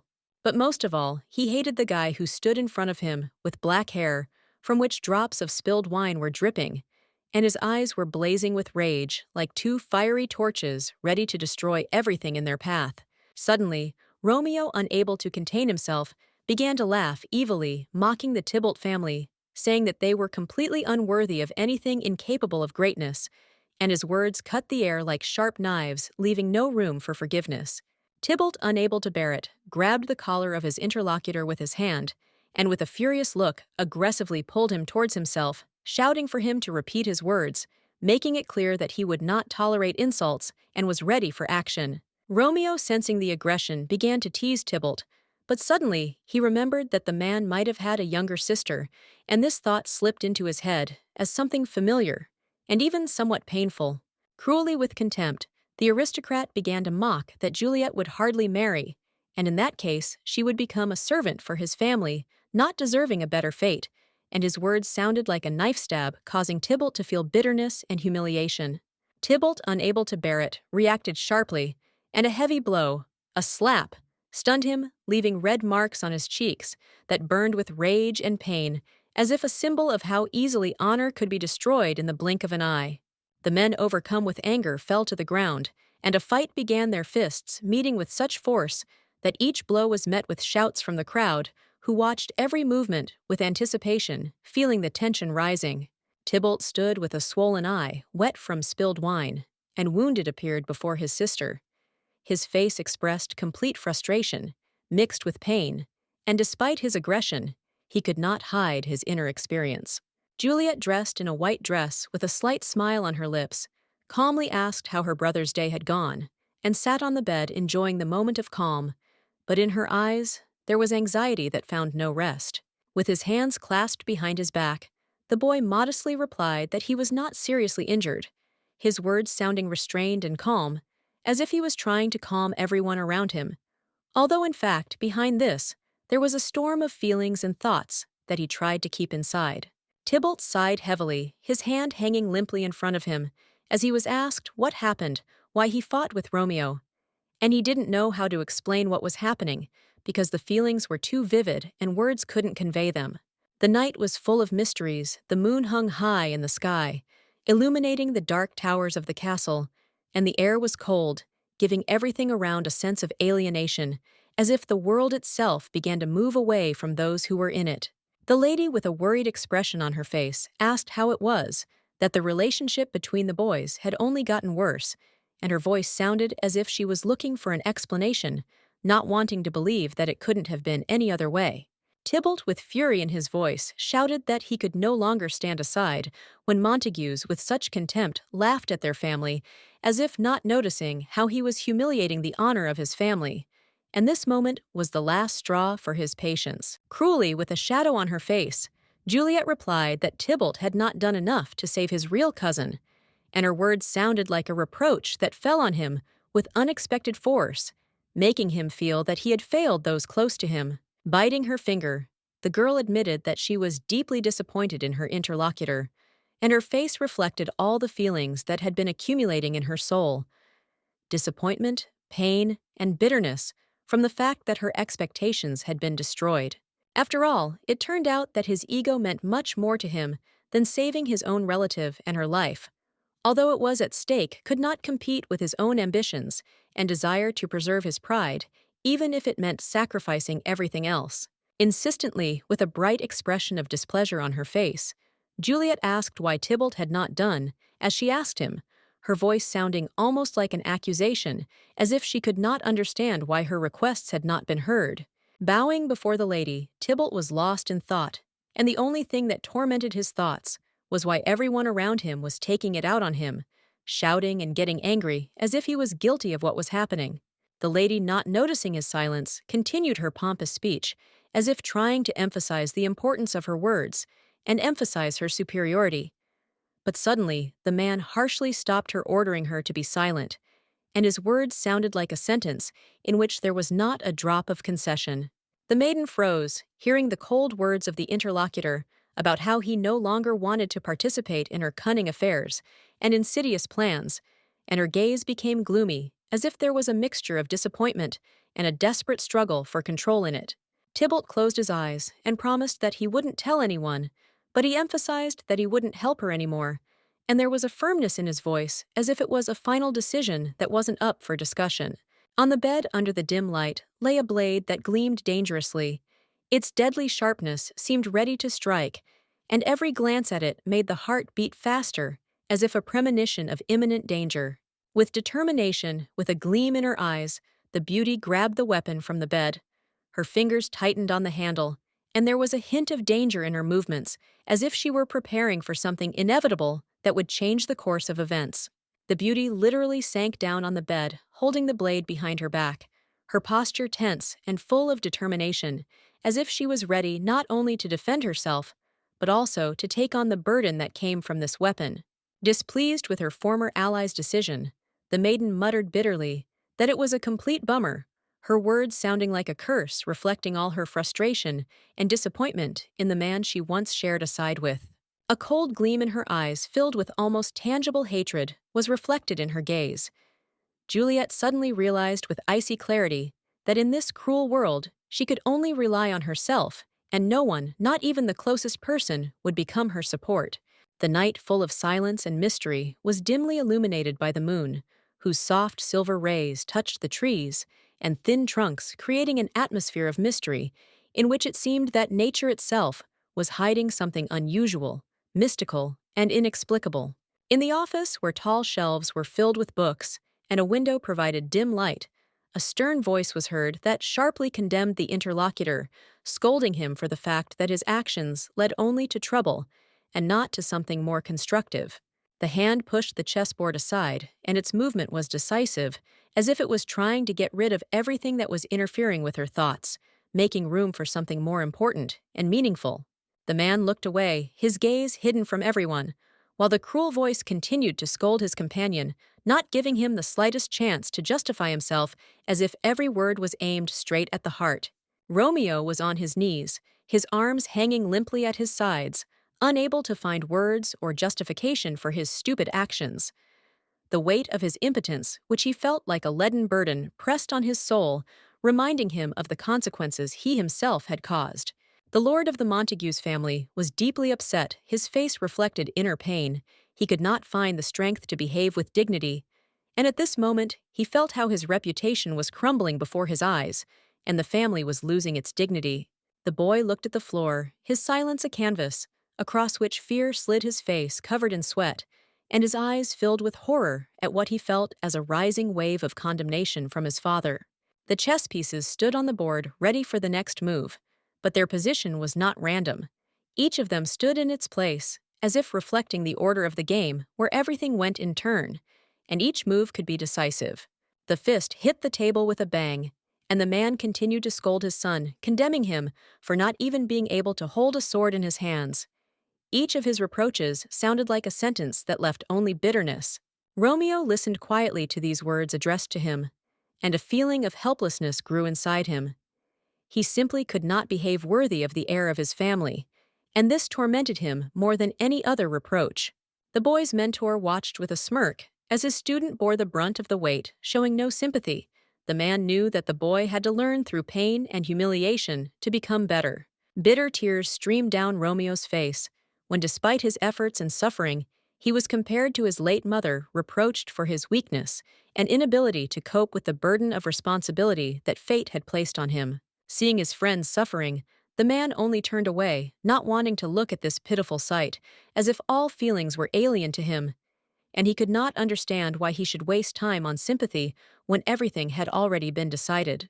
Covering his face with his hand, the man said bitterly that if Romeo took his place and headed the family, then the future of their family would be in an extremely deplorable situation, consumed by failures and dangers that would destroy all their hopes.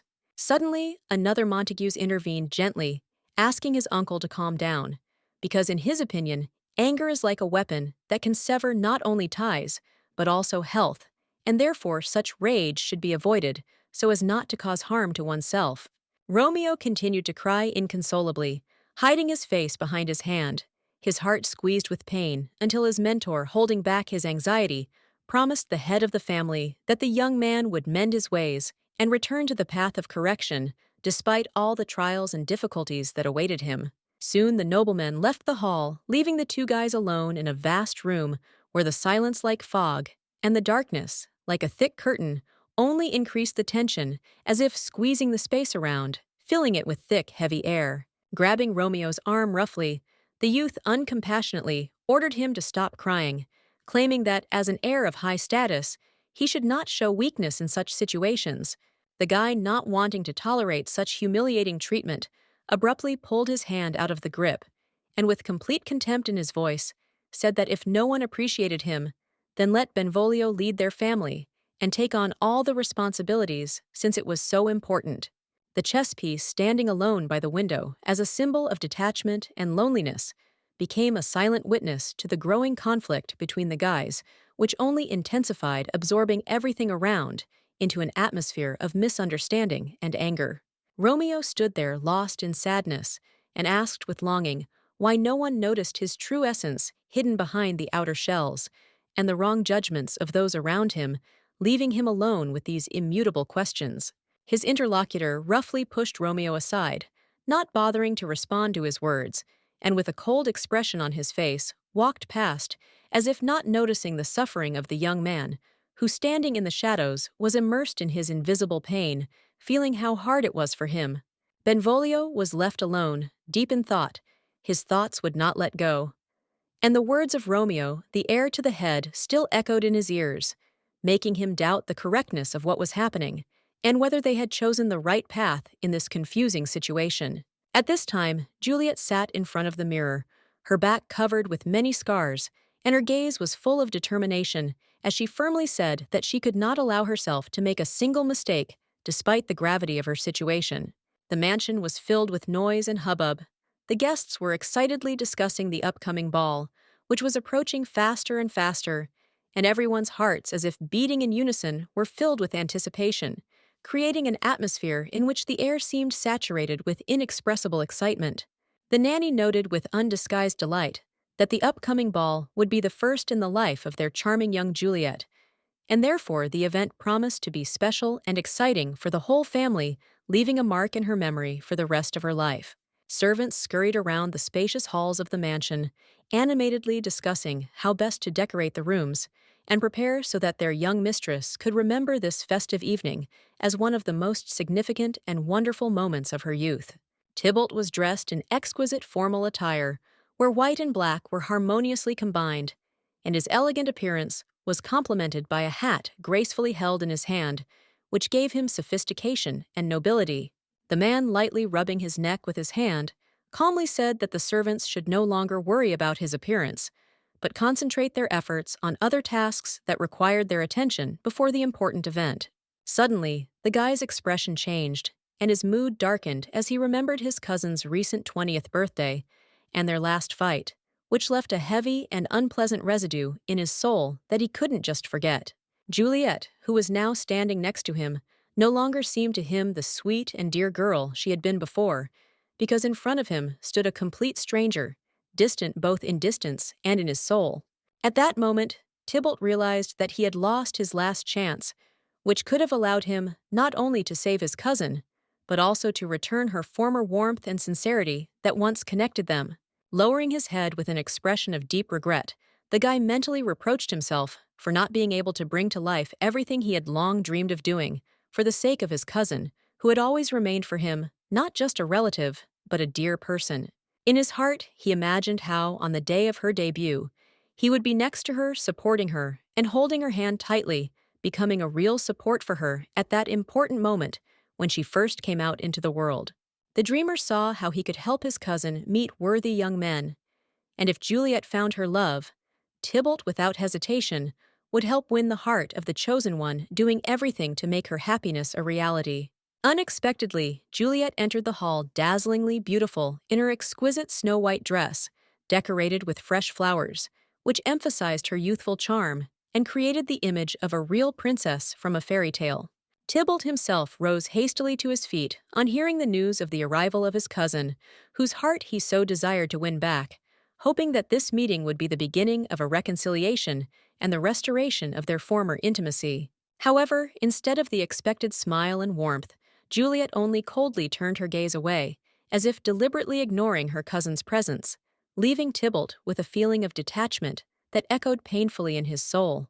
Suddenly, on a sudden impulse, the swordsman grabbed Juliet's arm tightly, forcing her to stop, and with desperate determination, said that she would have to listen to him because this conversation was necessary for both of them to clarify many things. However, Juliet moved away with obvious indignation, sharply slapping away the stranger's hand, clearly intending to continue ignoring her cousin, demonstrating with her behavior a complete lack of desire to engage in any kind of dialogue. But Tybalt was persistent, and showing firmness, took her hand again this time, with both palms trying to be both gentle and confident, as if he hoped to convey his sincere intentions through touch. With a cold and arrogant look, sweet Juliet spoke words filled with contempt, asking how he dared to touch her, since she considered such actions unacceptable, especially after their quarrel. In response, the swordsman sincerely asked for forgiveness for his previous mistakes, admitted his guilt before his cousin, and with a trembling voice begged to give him another chance so that he could prove that he was capable of improving and earning her trust. Quietly and with some uncertainty, Juliet listened to the words of her interlocutor, although she could not fully understand what exactly he needed from her and why he came to her at this hour when doubts and anxiety reigned in her soul. Standing in the spacious room, Tybalt spoke to his interlocutor, feeling a little relieved that he had finally stopped being ignored, and also perhaps that his sincere apology, which he considered an important step in restoring the relationship, had been accepted. Suddenly, the noblewoman removed the daisy that adorned her hair from her graceful hair and addressed her companion in a soft voice, asking him to extend his hand to her, as if trying to demonstrate a gesture of trust or convey something important. The adult man, without any unnecessary questions or delays, obediently extended his hand forward, wanting to fulfill the request of the girl in whose actions he sensed some hidden intention, causing him curiosity and slight anxiety.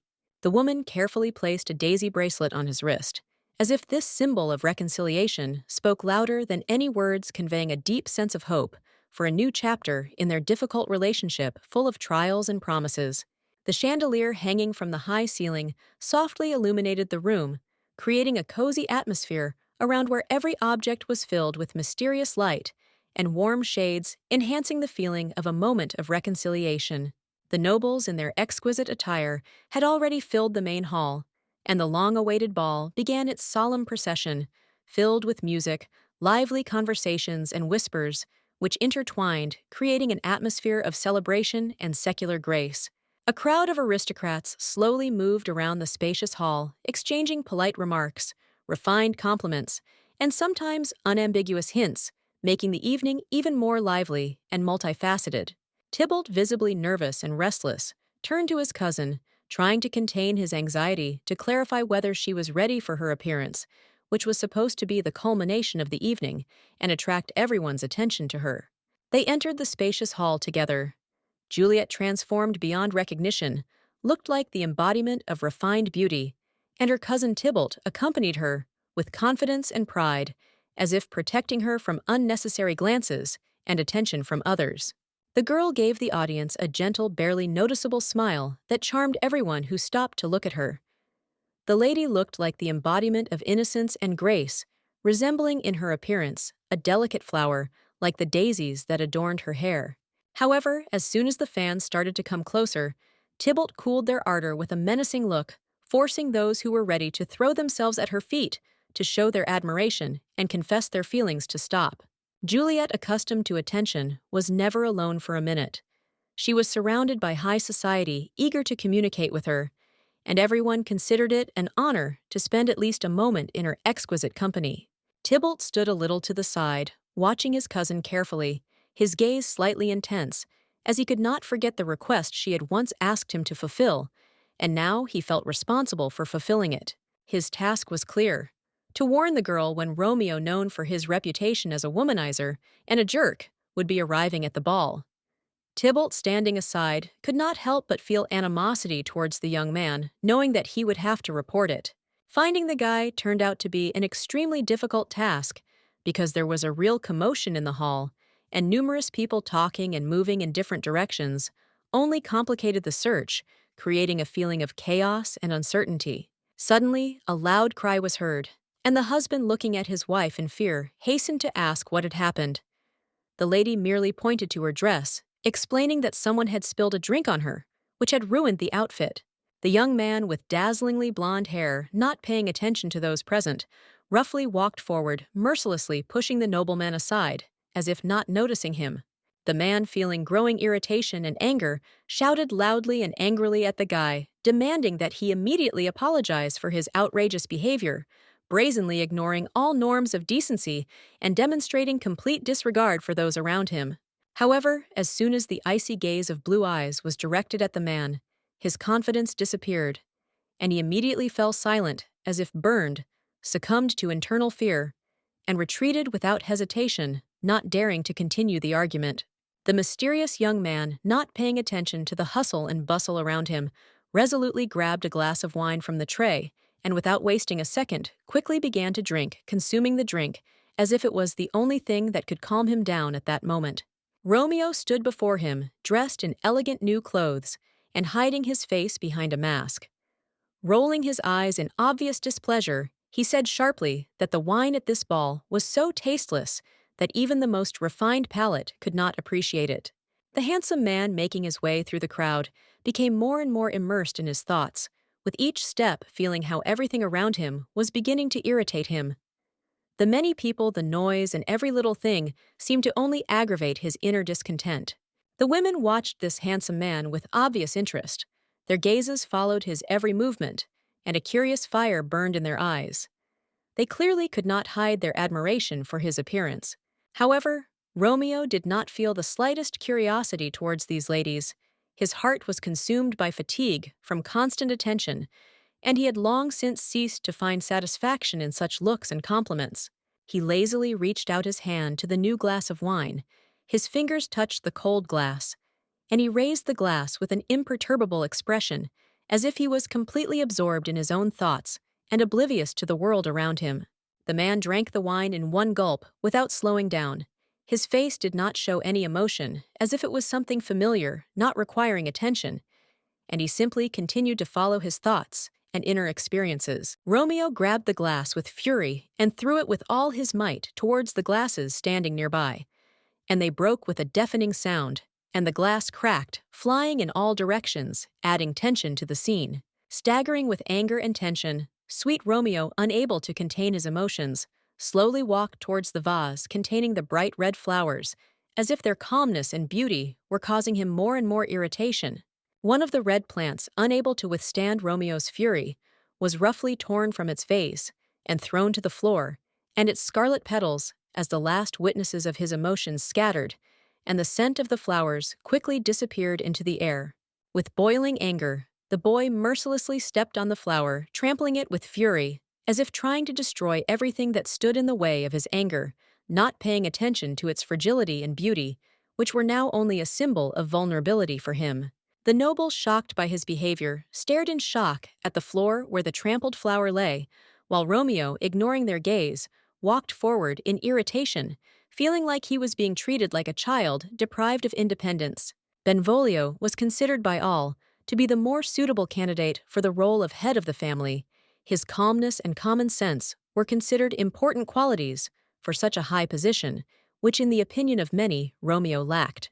Tybalt, for his part, was not only a staunch warrior, but also an outstanding swordsman, whose bravery and skill in battle left little doubt as to his ability to defend the honor of his family, if need be, and his presence commanded respect among the most experienced fighters. Biting his lip, Romeo couldn't understand why he was worse than everyone else, why he couldn't achieve what was so easy for others, and this internal question haunted him like a stone in his soul. The aristocratic mansion was truly magnificent. High ceilings, exquisite decoration, and flags fluttering in the wind gave the room a special solemnity, as if reminding of the grandeur and wealth of this place.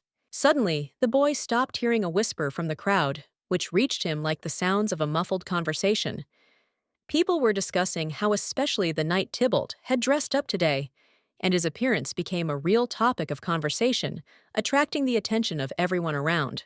The noblewomen, leaning towards each other, whispered that Tybalt seemed to have dressed in this way, especially for his cousin with whom he had come to the ball. The gesture was perceived as an obvious attempt to emphasize his affection for her, which aroused in their eyes barely concealed curiosity and condemnation. A bright bow was tied to the furniture in front, adding even more brightness and color to the atmosphere of the evening, as if symbolizing the importance of the moment that was playing out right before them. Romeo, without thinking, came forward and tore off the bow and threw it angrily on the floor, as if he was trying to get rid of everything that reminded him of what was happening. The masculine gesture was sharp and decisive, as if a protest against everything. Suddenly, the boy was faced with the angry gaze of his eternal rival, which was full of rage and contempt, and those red eyes made poor Romeo feel his heart squeeze with fear and dislike. Frightened, Romeo turned sharply and hurried away, unable to bear this tense clash of gazes. The nobleman quickly walked away, trying to hide from what filled his soul with anxiety and internal conflict.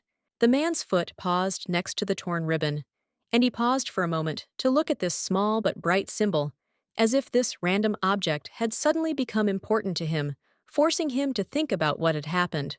Romeo, stepping around the corner, suddenly stopped and thought, maybe he really should just go home, get away from all these tense situations and experiences that only added unnecessary anxiety and worry.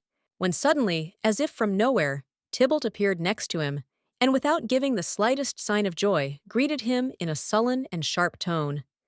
This made Romeo start in surprise, and the cold fear that seized him forced him to involuntarily cry out.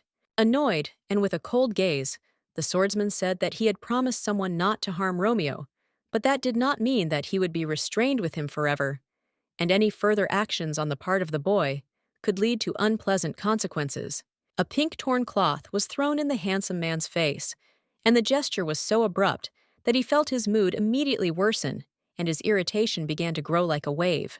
The guy again felt uncomfortable with the words of his interlocutor, who, like many others, did not hesitate to criticize him and give orders indicating how he should behave, which only increased his internal tension and anger. Having knocked his companion's hand away, Romeo resolutely said that the only mistake in this situation was perhaps Tybalt himself, who continued to interfere in his affairs, not realizing that his actions only made the situation worse. It was the swordsman's turn to stand and listen, as he was accused of dressing up so carefully for his cousin, and that his attire was so spectacular that it was hard not to notice how strong his feelings for her were, that he might have felt something more. The handsome man put his hand on his interlocutor's shoulder, looking with some regret at his excessive sensitivity, as if he pitied him for such experiences. But he could not help but feel a slight irritation from this. With a slight smile that barely touched his lips, Romeo whispered in the swordsman's ear that he was probably not just friends with Juliet, but there was clearly something more between them that could not be hidden even behind their outward calm. Suddenly, there was a loud bang, and the lady, clearly interested, instantly turned towards the sound, watching what was happening with lively curiosity, as if this moment had suddenly become the center of her attention, not allowing her to remain indifferent. Romeo, feeling a painful sting in the cheek where he had been hit, grabbed it, and unable to hold on, sank to the floor, feeling the pain gradually spread across his face, preventing him from getting up. The lady coldly told the man not to stand in her way anymore, and to stay away, leaving behind a shadow of determination, as if her words were the last warning for him, from which there was no turning back, and her posture radiated confidence. The man, unable to contain his growing anger, abruptly rolled up his sleeves, as if preparing to resolve the conflict, and with a challenge in his voice suggested to his companion that they deal with them once and for all, only with their fists without unnecessary words and misunderstandings, to put an end to this. The nobles, noticing the growing tension, began to whisper among themselves. Surprise and curiosity were visible in their eyes, because they had witnessed a fight in which representatives of two great and warring families, the Montagues and the Capulets, clashed. Romeo remembered the cruel words spoken to him earlier, that if he caused trouble again, he would be severely punished. The words rang in his head like thunderclaps, reminding him of the consequences of his actions, and he felt a tension grip his soul. Romeo's entire body was covered in cold sweat from fear, and his face became wet as if beads of sweat were rapidly running down his skin, as if reflecting the internal storm that had captured his mind and soul. He could not rise to his feet as they were shaking, as if they were not able to support his body, and each step he took would be like trying to walk on a shaky bridge, ready to collapse under his weight. Tybalt, completely oblivious to the state of his interlocutor, ordered him in a sharp and cold voice to rise immediately, as if his order were an immutable law that did not tolerate the slightest delay or disobedience. But before Romeo could say or do anything, he was interrupted by the voice of his cousin Tybalt, who gently but firmly asked the man to allow her to speak with him, alone, putting a note of persistence and firmness into her request. After this, Juliet grabbed her relative by the hand and quickly led him into the crowd, trying to lead him away from Romeo to hide from his gaze and divert attention from what was happening, as if afraid that his suffering would become obvious. Everyone's attention was diverted, and finally, Romeo, having recovered somewhat from the strain, slowly began to rise his movements, hesitant, as if his body was not immediately agreeing with his wishes, and his mind was struggling with the realization of reality. The door slammed shut with a loud sound, and it became dark inside, as if the world around him had been swallowed by impenetrable darkness, blocking all roads and depriving him of the opportunity to see anything, leaving only a dull feeling of hopelessness. The girl was left alone with the guy who, looking down, admitted that he had no other choice and asked for forgiveness, as if trying to justify his actions in the hope that this would soften her heart and lessen her guilt. Tybalt stood there, an irritated expression frozen on his face, his lips barely moving, trying to utter excuses directed at the beautiful woman, but his words sounded empty and meaningless because she did not seem ready to believe in his sincerity.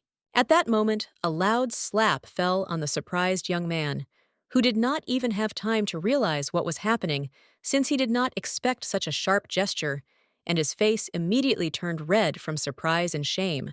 The girl, raising her hand high with a determined and almost contemptuous expression on her face, said rudely that Tybalt was absolutely useless, and her words echoed in the air like a sentence finally depriving him of any hope of forgiveness.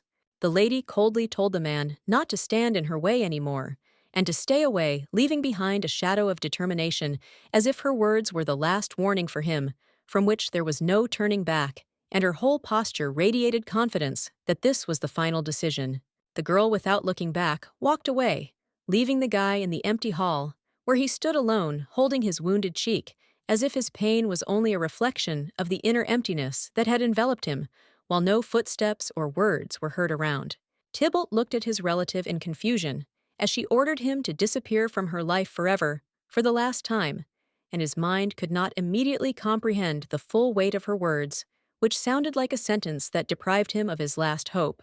Silence filled the room, where the tall white columns and exquisite architecture created a sense of isolation and helplessness, emphasizing the emptiness that pervaded the place, like an unfilled gap between it and the world around it. Tybalt remained motionless, looking out the large window through which the night penetrated the building, his gaze absorbed by the silence and heaviness that had taken hold of his soul as he stood alone in that endless cold. The hat lay forgotten on the floor as the nobleman walked away, without looking back, feeling that he no longer cared about the fate of his relative, and this thought lay heavily on his heart, like a final admission of his helplessness. The light burned brightly despite the night, and its bright rays filled the space. But in the hall itself, enveloped in the atmosphere of the ball, the soft glow of the candles was created, as if to hide the gloomy mood and solitude that reigned in this place. Romeo, deciding to break out of the cramped walls, went out onto the balcony to breathe some fresh air, and his soul was tormented by anxiety. He was afraid that someone might recognize him, and every rustle behind him made his heart beat faster. The guy didn't notice how his solitude was broken by a lady who quietly approached him from behind, speaking softly to him, asking if he was okay, and her words sounded like a light but persistent interest in his condition, as if trying to see something hidden in his gaze. It was sweet Juliet who, noticing how uncomfortable Romeo was, approached him with concern, showing care and interest, and her face showed genuine concern for his condition and inner experiences. Romeo responded irritably that everything was fine, and explained that he was just the guy who always got into trouble, and as everyone thought, couldn't stay out of trouble, which caused a bitter irony in his voice. The lady did not lose her optimism, continuing to play the role of a naive fool who was worried about the guy next to her. Her words sounded with a slight hint of pretense, as if she was sincerely worried about his feelings, but her smile betrayed something else. The handsome man winced when the lady said she thought Tibol was more of a thorn in his side than a real nuisance, and the words struck him as a shock to think how much those around him underestimated the difficulties he faced. The girl leaned against the balcony railing, and looking at Romeo, said that the swordsman always started the fight first, as if her words were the key to understanding how important initiative was, in their world, where every step could be decisive. The beauty, watching her cousin, with a slight shade of pity on her face, could not hide how often he was annoying, and caused a lot of trouble, but her look expressed more regret than real anger or condemnation. Romeo himself listened to his interlocutor with interest, because she was the person for whom Tibol was ready to do everything, and in this amazing context, every word of hers seemed more significant than simple communication, as if he was looking for an answer to a riddle. There was a silence between the young couple as the girl and boy stood next to each other, and in that moment, the world around them seemed to stop, allowing them to think about what could have happened if the circumstances had been different and their feelings had been sincere and understandable. Suddenly, Romeo began to say that it would be better for him to leave, but his words were interrupted by his companion, who, without letting him finish his thought, decisively took the initiative into her own hands and interrupted him as if it were a matter of honor, not allowing him to doubt her decision. The lady extended her hand forward, with a slight smile on her lips, and without giving him time to think, invited her interlocutor to dance with her, as if there was something unspoken in her proposal that beckoned and enchanted him. Music was playing in the hall, and the chandelier, sparkling with bright light, was illuminated by the rays of candles, creating an atmosphere of mystery and magic, as if every movement of the dancers was part of this magnificent performance. The beauty twirled smoothly in the dance, her movements were graceful and light, as if she was the embodiment of beauty itself, and each of her turns was like a promise of something exciting and unpredictable in this exciting moment. Romeo smoked tiredly, not understanding how he had ended up in a situation where he couldn't just leave, and his thoughts were confused, as if he was trapped where every step was predetermined, and his freedom no longer mattered. The crowd standing nearby watched the Capulet lady closely as she danced with the masked stranger, their eyes following her every move, because she was the center of attention, and her mystery only fueled their interest. Juliet sang joyfully, addressing her companion, with a slight sincerity in her voice, asking him not to judge her harshly, because this was the first ball in her life, and she felt free at this moment, as never before, without thinking about the consequences. Smiling broadly, the beauty invited the man to continue dancing without stopping, her eyes glowing with pleasure, and it seemed that she did not notice her companion's fatigue, ready to dance until the very end. Unlike the other guys who looked at the lady with loving eyes, Romeo remained indifferent. His gaze was tired, and despite all the splendor of what was happening, he could not get rid of the feeling of anxiety and fatigue that overwhelmed him. Unable to refuse, the young man, holding back his displeasure, grabbed the noblewoman by the waist and began to dance again, although his movements were full of reluctance, as if his body did not agree with the continuation of this lifeless waltz. Suddenly, the beauty, miscalculating her step, stepped on her companion's foot, and he winced from the pain, winced, his face distorted from the sharp sensation, which was so unexpected and painful that his thoughts were interrupted for a moment. By the end of the dance, the guy's leg was hurting badly because the lady had not only stepped on him, but also trampled him mercilessly, and every step was now torture. But his face remained inconspicuous, hiding all the pain as well as his inner irritation. Romeo said with irritation that his companion had rather mean legs, and this remark made her blush because she did not expect such a straightforward answer, which soon made her feel awkward.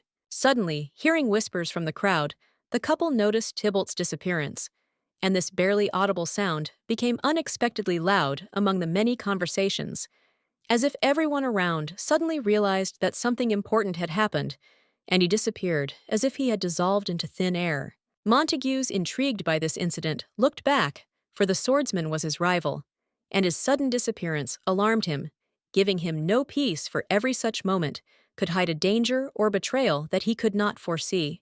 Juliet grabbed her knees with her hands and turned to the guy, asking if he was really so worried about other people's rumors, and her words, full of light mockery and surprise, seemed to challenge him to a frank answer, forcing him to think about his real experiences. The girls on the side were discussing who was more handsome, Tybalt or Romeo, and despite their seemingly carefree behavior, there was a slight envy and excitement in their conversations, as if this was the main question at the ball. The man wondered to himself why everyone was staring so intently at his swordsman enemy. Even though there was nothing special about him, his thoughts seemed unable to comprehend what it was about Tybalt that was attracting all the attention, while his own figure remained unnoticed. Laughing, Juliet asked if Romeo would also like to be as popular as her relative.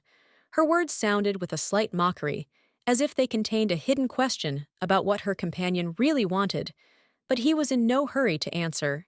Deep down, the boy was actually unhappy, and when his family announced that he had to attend the ball, he was not happy because all he felt was the weight of expectation and the stress of having to be part of this society.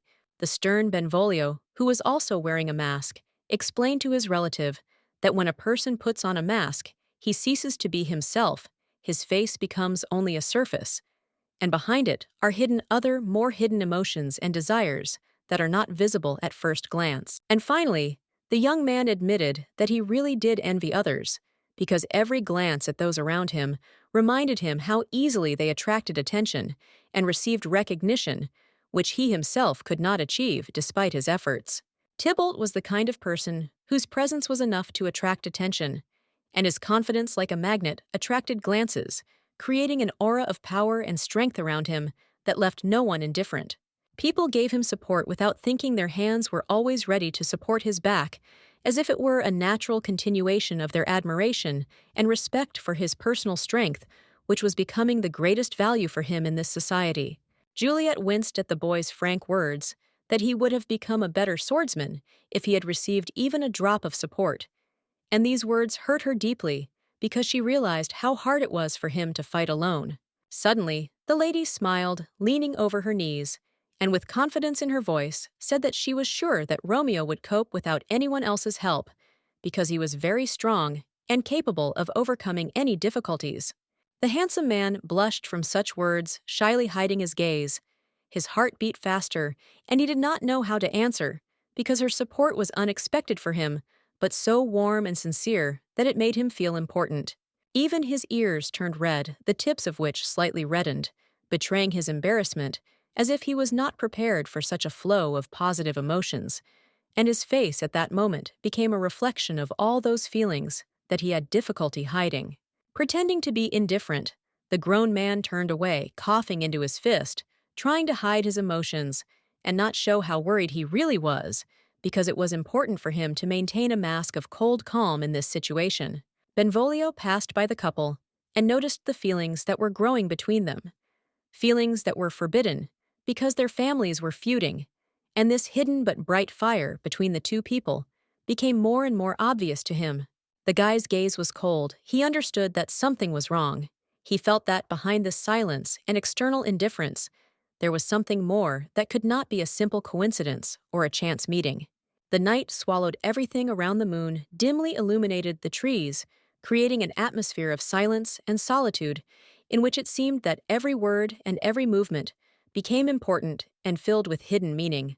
The boy lay tiredly on the bed, his clothes scattered on the floor, And in this silence, he felt even more alone, as if everything around him had slowed down, and his thoughts were spinning in circles, finding no way out, as if he was stuck in himself. It was Tybalt who covered his eyes with his hand, his head hanging tiredly, unable to get rid of the thoughts of his cousin, that did not leave him for a second, as if he was attached to these thoughts, and they did not give him peace. Their relationship, once full of tenderness and closeness, began to deteriorate rapidly, and dear Juliet, who had been so close to him, was now moving away, as if an abyss was stretching between them, and he could not understand how and why everything had gone so inexorably wrong. Staring at the ceiling with red eyes, the man thought angrily about what he should do to fix everything, what steps he should take to return what was slipping away, and restore those connections that seemed to have already been lost. He had a bracelet on his hand, a gift from a relative, and the flower petals, carefully placed in its decoration, began to fall as if symbolizing that everything around was gradually losing its freshness and color, like this bracelet which was once a symbol of something significant. Tybalt stared at the flower in surprise, as if he suddenly understood something, as if this moment was the key to realizing that perhaps he had long ago missed some important detail that could change everything, and his thoughts became confused. The guy jumped out of bed, realizing that something was wrong with his lady, and perhaps someone had hurt her, as if an inner voice was warning him of a terrible and dreadful disaster that could already be near, but he did not know how to prevent it. The trees stood on the street, their branches swaying in the light wind, and someone's loud crying was heard all around, filling the night silence like echoes of pain and loss that merged with nature at that moment, revealing their suffering. It was Tybalt who was crying loudly.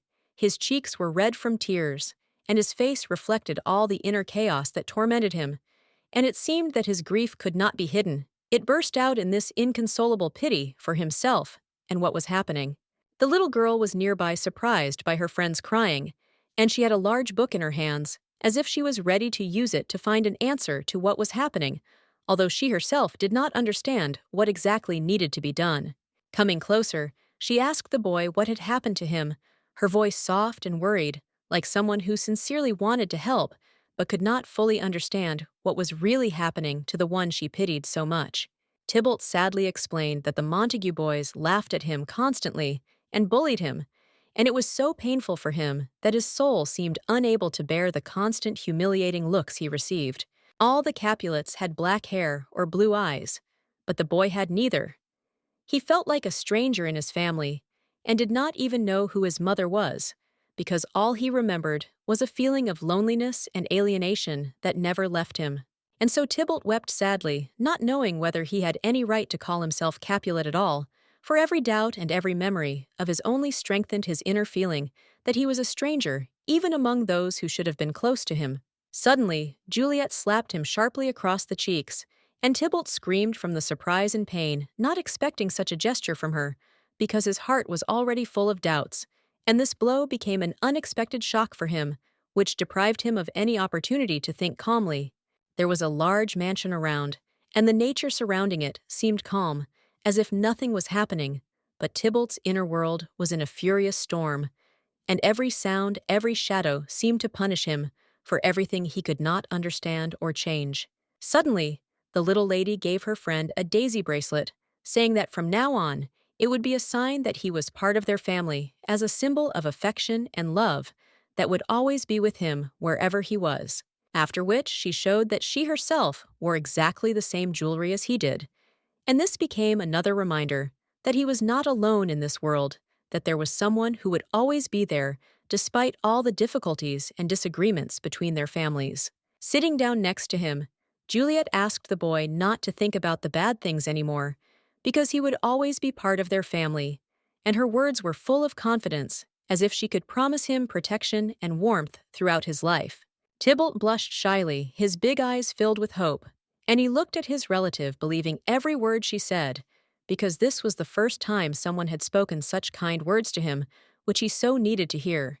The girl pressed herself against him and whispered that he should always remember that he was not alone, and when he doubted himself, when he lost faith, she would be there reminding him that he was important and loved despite all the circumstances. The aristocrat laughed merrily.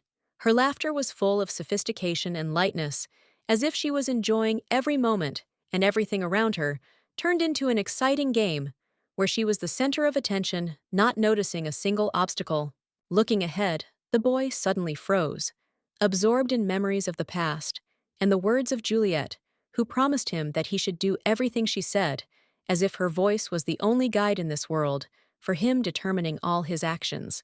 But the same words were said to him by the strange girl who had entered the body of his relative, and at that moment he began to doubt whether he was just a puppet in someone's hands, not realizing all the consequences. The man staggered to his feet, convincing himself that this had to be the real Juliet. Otherwise, there could be no other explanation for all these strange and unpredictable events that were happening to him. A lonely, abandoned chamomile flower remained on the bed, its petals gently swaying in the light draft, as if symbolizing the tenderness left by the one who once held it in her hands. On the street near the fountain, a young couple was talking, their voices merging with the sound of the water, creating an atmosphere of comfort and trust, in which every moment, despite its fleetingness, seemed important and priceless, filling the air with tenderness and warmth. Romeo was walking down the street with his companion deep in thought about her question, about what he really liked, while his mind wandered, trying to figure out what really mattered to him in this complex and fleeting world. Having picked a scarlet flower, the handsome young man confessed to her that he liked to look at beautiful things, to admire the aesthetics of the world around him, which brought him peace and tranquility, giving meaning to the daily bustle. Handing the aristocrat a flower, Romeo laughed awkwardly, saying that it was probably strange that he, as a man, liked things like beautiful clothes, flowers, and objects that filled his soul with a slight delight. Reaching out for the gift, Juliet replied with a smile that she didn't think it was strange, her voice sounding soft and confident, as if she knew for sure that for her there was no wrong thing to do. The guy looked at his companion in surprise, not expecting to receive condemnation from her for his words, and feeling her acceptance, an unusual feeling of lightness and calm arose in his heart, as if his inner torment had melted away. At that moment, Juliet looked simply magnificent. Her presence was magical. In her hands, she held a glowing object around which lights danced like fireflies, filling the entire space with a warm and mysterious light. Romeo himself felt his heart beat faster, as if he had fallen in love with this charming beauty, and his eyes literally filled with hearts, and his ears turned red from embarrassment and awkwardness, because her presence and energy captured him completely. Turning away, he asked with slight excitement what Juliet herself really liked in her partners, trying to understand her views and feelings, because she remained a mystery to him that he wanted to solve. It turned out that the lady liked men with a strong body, expressive muscles, and a sharp mind, capable of not only delighting with their physical strength, but also captivating with deep thoughts, charm, and unique charisma, which hides within itself strength of spirit. Laughing, she admitted that it was only a slight exaggeration, a joke, and with a smile on her face, she ran her hand over a white flower that had grown on a nearby bush, as if gently throwing her words aside. After this, she added that she most appreciates those men who are able not only to listen, but also to understand her, those who can see and appreciate beauty, even in the smallest and simplest things hidden from prying eyes. Romeo listened to the lady's confessions with slight embarrassment, feeling his heart pounding wildly, for all this was new to him, and although her words were truly wonderful, he could not help but feel their weight, as if they imposed a responsibility that he was not prepared to accept.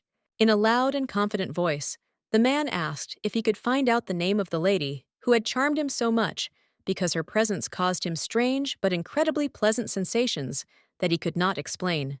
The girl froze near the flowers, feeling anxiety in her heart, as she admitted that she was afraid that her companion, having learned her name and past, might simply turn around and leave, leaving her alone in this world of secrets and uncertainty. However, she was ready to open her whole soul to him, to tell him about everything that was troubling her, if he promised to finish his lifelong journey next to her, despite all the fears and doubts that tormented her heart, making each step more and more difficult.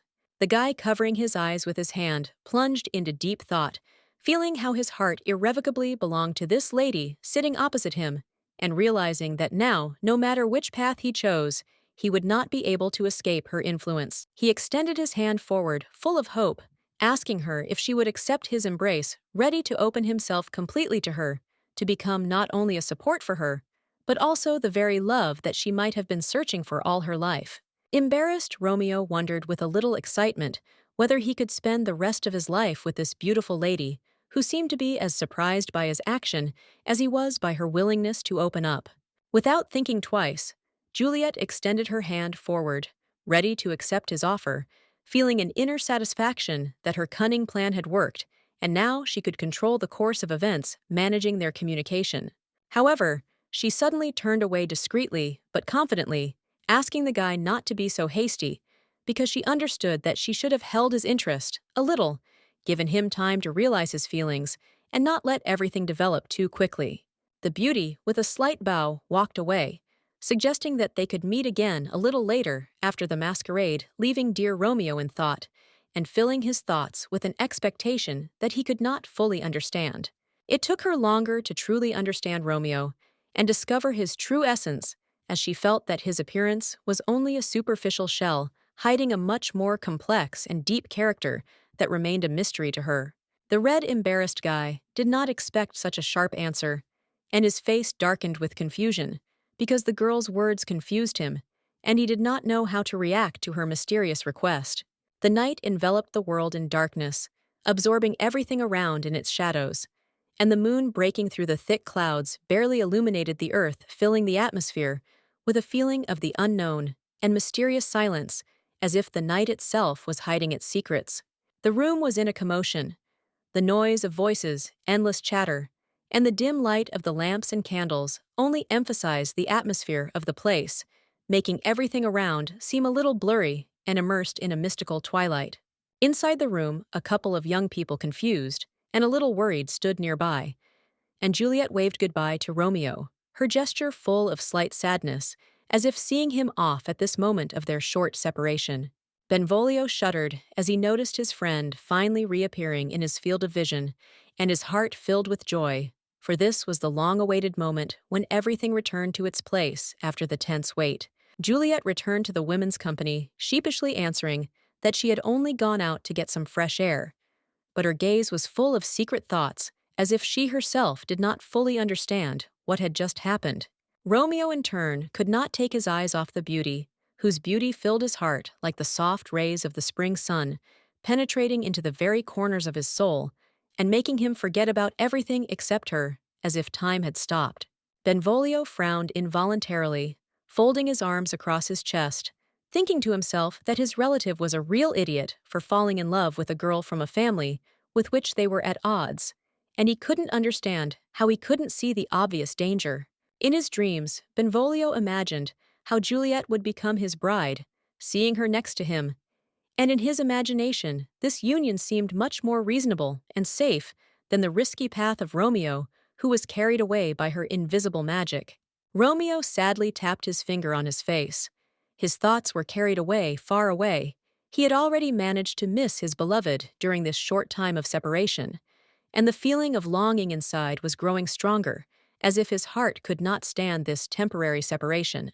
When suddenly a strange hand fell on his shoulder, and a stern voice said that they needed to talk, the young man barely had time to turn around when he felt that this conversation was inevitable and he would have to listen to the interlocutor regardless of what he wanted. Leaning towards the charming Romeo, Benvolio whispered that he was crazy to have affairs with enemies when they had not come here to waste time on feelings, but to find out important rumors that could change everything. Romeo, irritably removing his hand from his shoulder, showed his friend with a gesture that he should no longer interfere in his affairs without saying a word, and in his eyes one could read firmness, a readiness to go his own way despite everything. The young man did not listen to his friend, saying that his observations of him were too suspicious and clearly inappropriate, because his own Benvolio had no right to interfere in his personal affairs, especially when it came to men's feelings. The boy could not understand why Benvolio was so reserved and did not support his feelings for the young lady, despite all the evidence of this love which filled his soul with light and excitement, as if it were his destiny. Romeo, watching her, did not know what family she belonged to, but her charm was so strong that he could not take his eyes off her, feeling how her simple but deep charm gradually conquered his heart, making him forget about everything.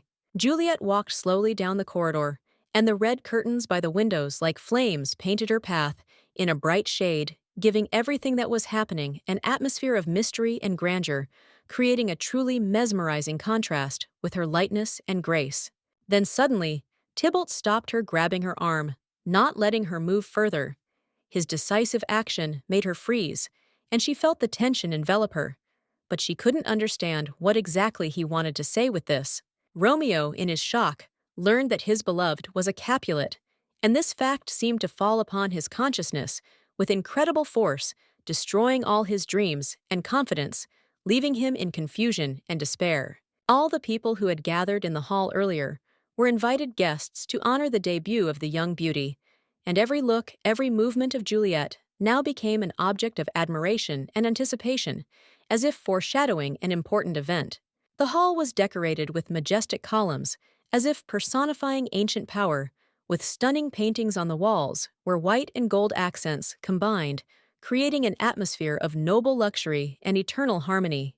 The relief portrait that hung in the center of the room depicted Juliet sitting with a gentle smile, as if her face was illuminated by the light of happiness, and this moment was forever recorded as a symbol of eternal beauty, and a moment that is not subject to time. Montague sighed heavily, absorbed by thoughts that did not give him peace. He could not understand how it happened that his heart was given to the daughter of his sworn enemy, the man he should have hated. Romeo, absorbed in his thoughts, tried to understand his feelings with surprise.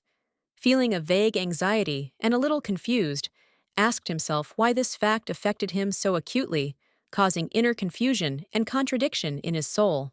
In a rude and stern tone, Benvolio asked Romeo what made him believe that Juliet, beautiful and unpredictable, would choose him, since in her eyes there could be other more worthy candidates than himself, and this caused doubts in him. The handsome man frowned with obvious displeasure, and the man's face was distorted with anger, because the thought that the beautiful lady could choose someone else, someone not him, especially kindled resentment and a sense of injustice in him. Benvolio continued to mock his friend, asking him a sarcastic question. Did Romeo really believe that such a majestic and respected heiress of the Capulet family could fall in love with him, a guy with such an insignificant destiny? Juliet was a young and beautiful lady, and no one could understand why she would choose such a coward as Romeo Montagues, who couldn't even hold a sword in his hands with such a weak character and lack of determination. Moreover, everyone knew that Juliet and Tybalt were unusually close, and their relationship was often so close that their hands were always close, as if expressing not only family affection, but something more. Lady Juliet was probably aware of the cruel bullying that her cousin Tybalt was inflicting, and perhaps that was why her hatred of the Montagues was so strong, since their family differences had long been known. Romeo replied rudely, and with obvious irritation, that he did not believe Benvolio's words, not wanting to admit their truthfulness, because for him this thought was completely impossible and did not correspond to reality. The guy could not accept and believe that his beloved Juliet could be in love with another man. It seemed to him something completely absurd and unacceptable for his heart, which was completely devoted to her. Romeo suddenly smiled brightly. His smile was sincere and full of confidence as he addressed Benvolio, but there was still a hint of falseness in his voice, as if he was trying to hide his inner feelings. The man turned sharply to the side, and in a slightly mocking tone said that his friend did not understand anything about love at all, and therefore he should think before following him, otherwise he would only get even more confused. Benvolio sighed heavily, realizing that the heir of Montagues was so absorbed in his feelings and pride that he did not listen to his advice at all, and this realization filled his soul with confusion and regret. There was talk outside, and the stone walls surrounded by thick bushes seemed to be silent witnesses to everything that was happening, as if they were holding back all the emotions going on in this place. Tybalt, feeling embarrassed, sincerely apologized to Juliet for the pain he had caused her, realizing that his actions were not only inappropriate, but could also seriously affect her feelings, despite the fact that he had not wanted to cause her pain at all. As if trying to correct his mistakes, he grabbed her gentle hand, showing all his care and attention to his cousin, as if reminding her that despite their past disagreements and tense moments, he would always be there, ready to support and protect in any situation. The guy finally realized that despite everything, Juliet continued to be his friend, but as soon as he tried to come closer, her cold voice interrupted him, reminding him that not everything was as simple as he would like. The maiden reminded him with cold firmness that she had clearly told him not to show himself in her sight. Her words sounded like an iron rule that he must not break, otherwise the consequences would be unpleasant for him. Pushing the men's hands away with an expression of complete indifference, she stepped aside. Her face was impassive, and such words of her relative did not have the slightest meaning for her, as if they did not even deserve her attention. Sternly, with fury in her eyes, she ordered the nobleman to stay away and not get in her way. Her gaze was full of determination and confidence, as if she was ready to defend her freedom and independence despite any obstacles. Tybalt was in complete shock. He was overcome with a feeling of confusion from her cold words and not knowing what to do. He froze in his tracks, trying to comprehend what happened and why she pulled away, unable to understand what he did wrong. Suddenly, unable to bear the tension, he grabbed his cousin by the hand, trying to stop her so he could talk and perhaps find out what was going on. But his attempts only caused her even more irritation. Juliet pulled away from him with a heavy sigh and an irritated expression, her face completely indifferent. And it was obvious that she just wanted one thing: for her cousin to finally leave her alone and not try to interfere in her personal affairs without disturbing her peace. Meanwhile, Romeo, walking slowly along the road, tried to find a secluded place where he could be alone with himself to calm his thoughts and perhaps find at least the slightest clarity in the inner chaos that had engulfed his soul. Suddenly, Romeo witnessed a tense scene, Juliet with anger in her eyes, pushing Tybalt aside, her gestures full of rage, and her words filled with desperation, as if she wanted to break free from his control. Romeo, dumbfounded by what was happening, listened in horror as the cousins exchanged sharp remarks, discussing some kind of deception, which added even more anxiety to his heart, making him doubt that he could ever understand Juliet's true intentions. Juliet responded rudely, and with obvious malice to Tybalt, that without the intervention of her relatives, it would have been much easier for her to win the Montague's heart, as if she were trying to emphasize her independence and ability to cope with the situation without anyone's help. The nobleman listened with bewilderment to her words, in which she plainly declared that she intended to turn his head by making him fall in love with her. This revelation removed the rosy veil of love from his eyes, and he felt disappointment seize his heart. The girl screamed that Tybalt was supposed to just help her, but he couldn't even cope with such a simple task, and her voice was filled with disappointment and bitterness, as if he had betrayed her in the most important thing. Tybalt, listening to her harsh and rude words, recoiled as if these words were a blow to him that he did not expect. The youth did not know how to react and, overcome by a mixture of pain and confusion, stood in complete bewilderment. A sharp whistle was heard cutting through the silence of the night, and at that moment the moon, large and bright, illuminated the dark sky over which clouds were slowly moving, hiding its light and giving the night an atmosphere of mystery and enigma. Looking down on him with arrogance and cold contempt, Juliet realized that Tybalt couldn't even handle such a frivolous and stupid idiot as Romeo. And this disappointment became a painful truth for her that was hard to come to terms with. The young man lowered his head, remaining in the shadows, and listening to his beloved's conversation. He realized that she did not love him at all, but only sought to use him for dirty purposes, which was a real blow and deepest disappointment for him. He remembered the words of Benvolio, who called him a fool, a weakling who was deceived by everyone, and Romeo's heart was filled with bitterness, as if every step he took was a mistake, and he was just a pawn in someone else's game. Suddenly, Romeo, unable to cope with the wave of annoyance and emotion, laughed loudly. His laughter sounded filled with despair, as if trying to hide the pain he felt despite the gravity of the situation. Juliet and Tybalt suddenly turned towards the laughter, surprised that they were not alone in the garden, their eyes filled with bewilderment as they realized that this moment had broken their own privacy. The young man, unable to contain his emotions, rushed to run, but in panic, he tripped over a stone and, losing his balance, fell to the ground with a crash, as if fate itself had decided to punish him for his weakness. Romeo fell to the ground, Feeling his heart breaking with pain, mental and physical, and feeling a cold rush of despair in his body, he felt in tears that he could no longer cope with this burden. The mask of masquerade fell from his face, and he remained simply himself. But in spite of his sincerity and honesty, everyone condemned him, as if his authenticity had become for them a terrible crime that they could not forgive. Leaning his hands on the ground, the boy rose with difficulty, his gaze full of doubt, and he asked himself why everyone had fallen upon him, why his sincerity had become the subject of ridicule and contempt. Romeo, unable to hold back his tears, began to cry, promising himself to take revenge on all his offenders, swearing that someday they would see his strength when he became the one who could regain his honor and respect. With a hand filled with pain and despair, he grabbed the ground, his nails digging into the grass, as if this gesture could tear him from the network of painful thoughts and grievances that relentlessly tormented his soul, leaving only emptiness. It was all the fault of Tibol Capulet, who was so close to his cousin, and attracted too much attention to himself, as if his presence in Juliet's life was inevitable, and her feelings predetermined.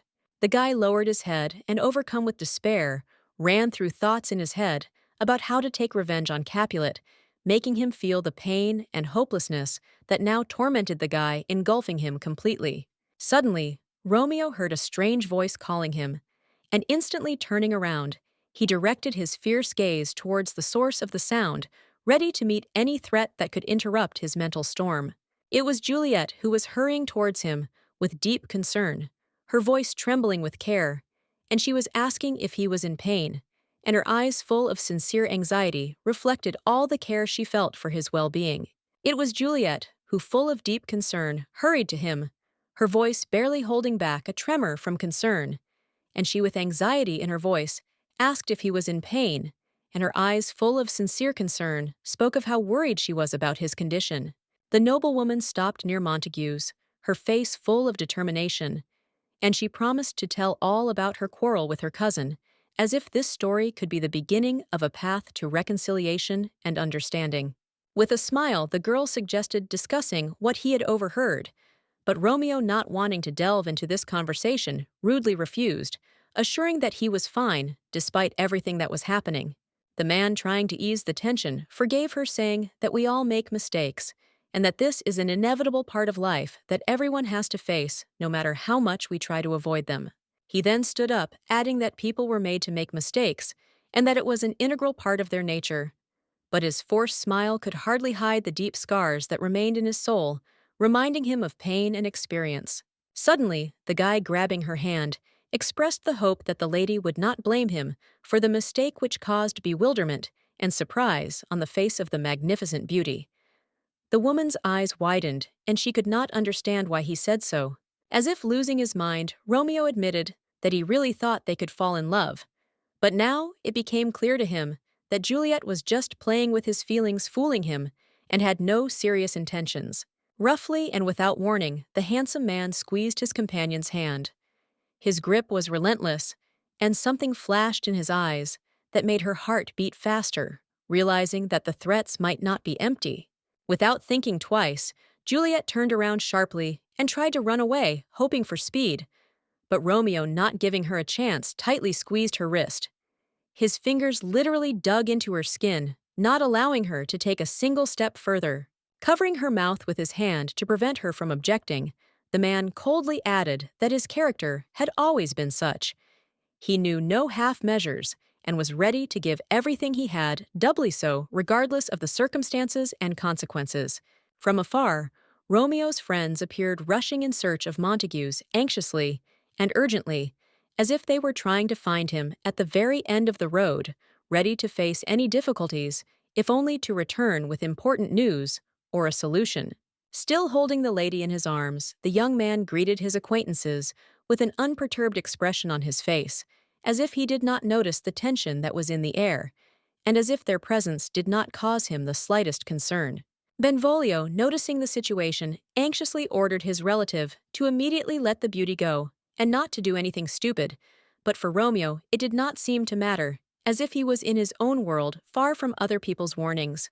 With a forced smile that barely hid his inner irritation, Romeo muttered quietly that he and the girl needed to sort out a few important issues first before moving forward, a veiled threat in his voice. The lady stood there trembling with fear, unable to move, her body motionless, as if paralyzed in the rigid grip of her companion, and every muscle resisting, but she could not move under his inexorable control. Tybalt sat on the steps, deep in thought about his life, about what was happening in his destiny, and about how his cousin was increasingly becoming a part of his thoughts, causing strange, unfamiliar feelings. He remembered how Romeo had been eavesdropping on their conversation, hiding in the shadows, and how at that moment his behavior had seemed strange and suspicious. But then, suddenly, the young man had taken off running, leaving no trace, disappearing in the blink of an eye. Juliet was deeply shocked and completely confused because she realized that the young man had found out about their secret plan, and now, after all the efforts she had made, everything was in vain, and her hopes were dashed, leaving only a feeling of emptiness and disappointment. Tybalt, with despair in his voice, shouted that he was ready to help her, if only she asked, not paying attention to the possible consequences and difficulties, ready to give everything for her well-being and be there when she needed it.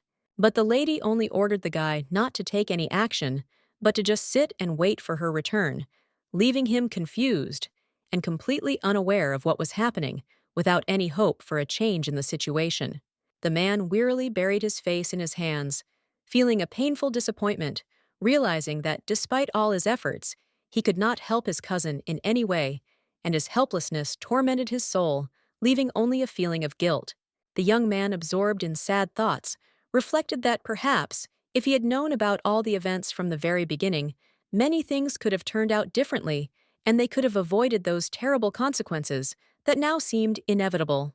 The other guys standing nearby condemned Romeo for his actions, believing that he was only bringing trouble not only to his own family, but also creating problems for Benvolio, who had to deal with the consequences of his reckless actions. Tybalt was very angry when he heard the words that Montagues, when he had played enough with Juliet, would switch to another lady, and this thought deeply affected him, filling his heart with anger and determination to do something about it without thinking about the consequences.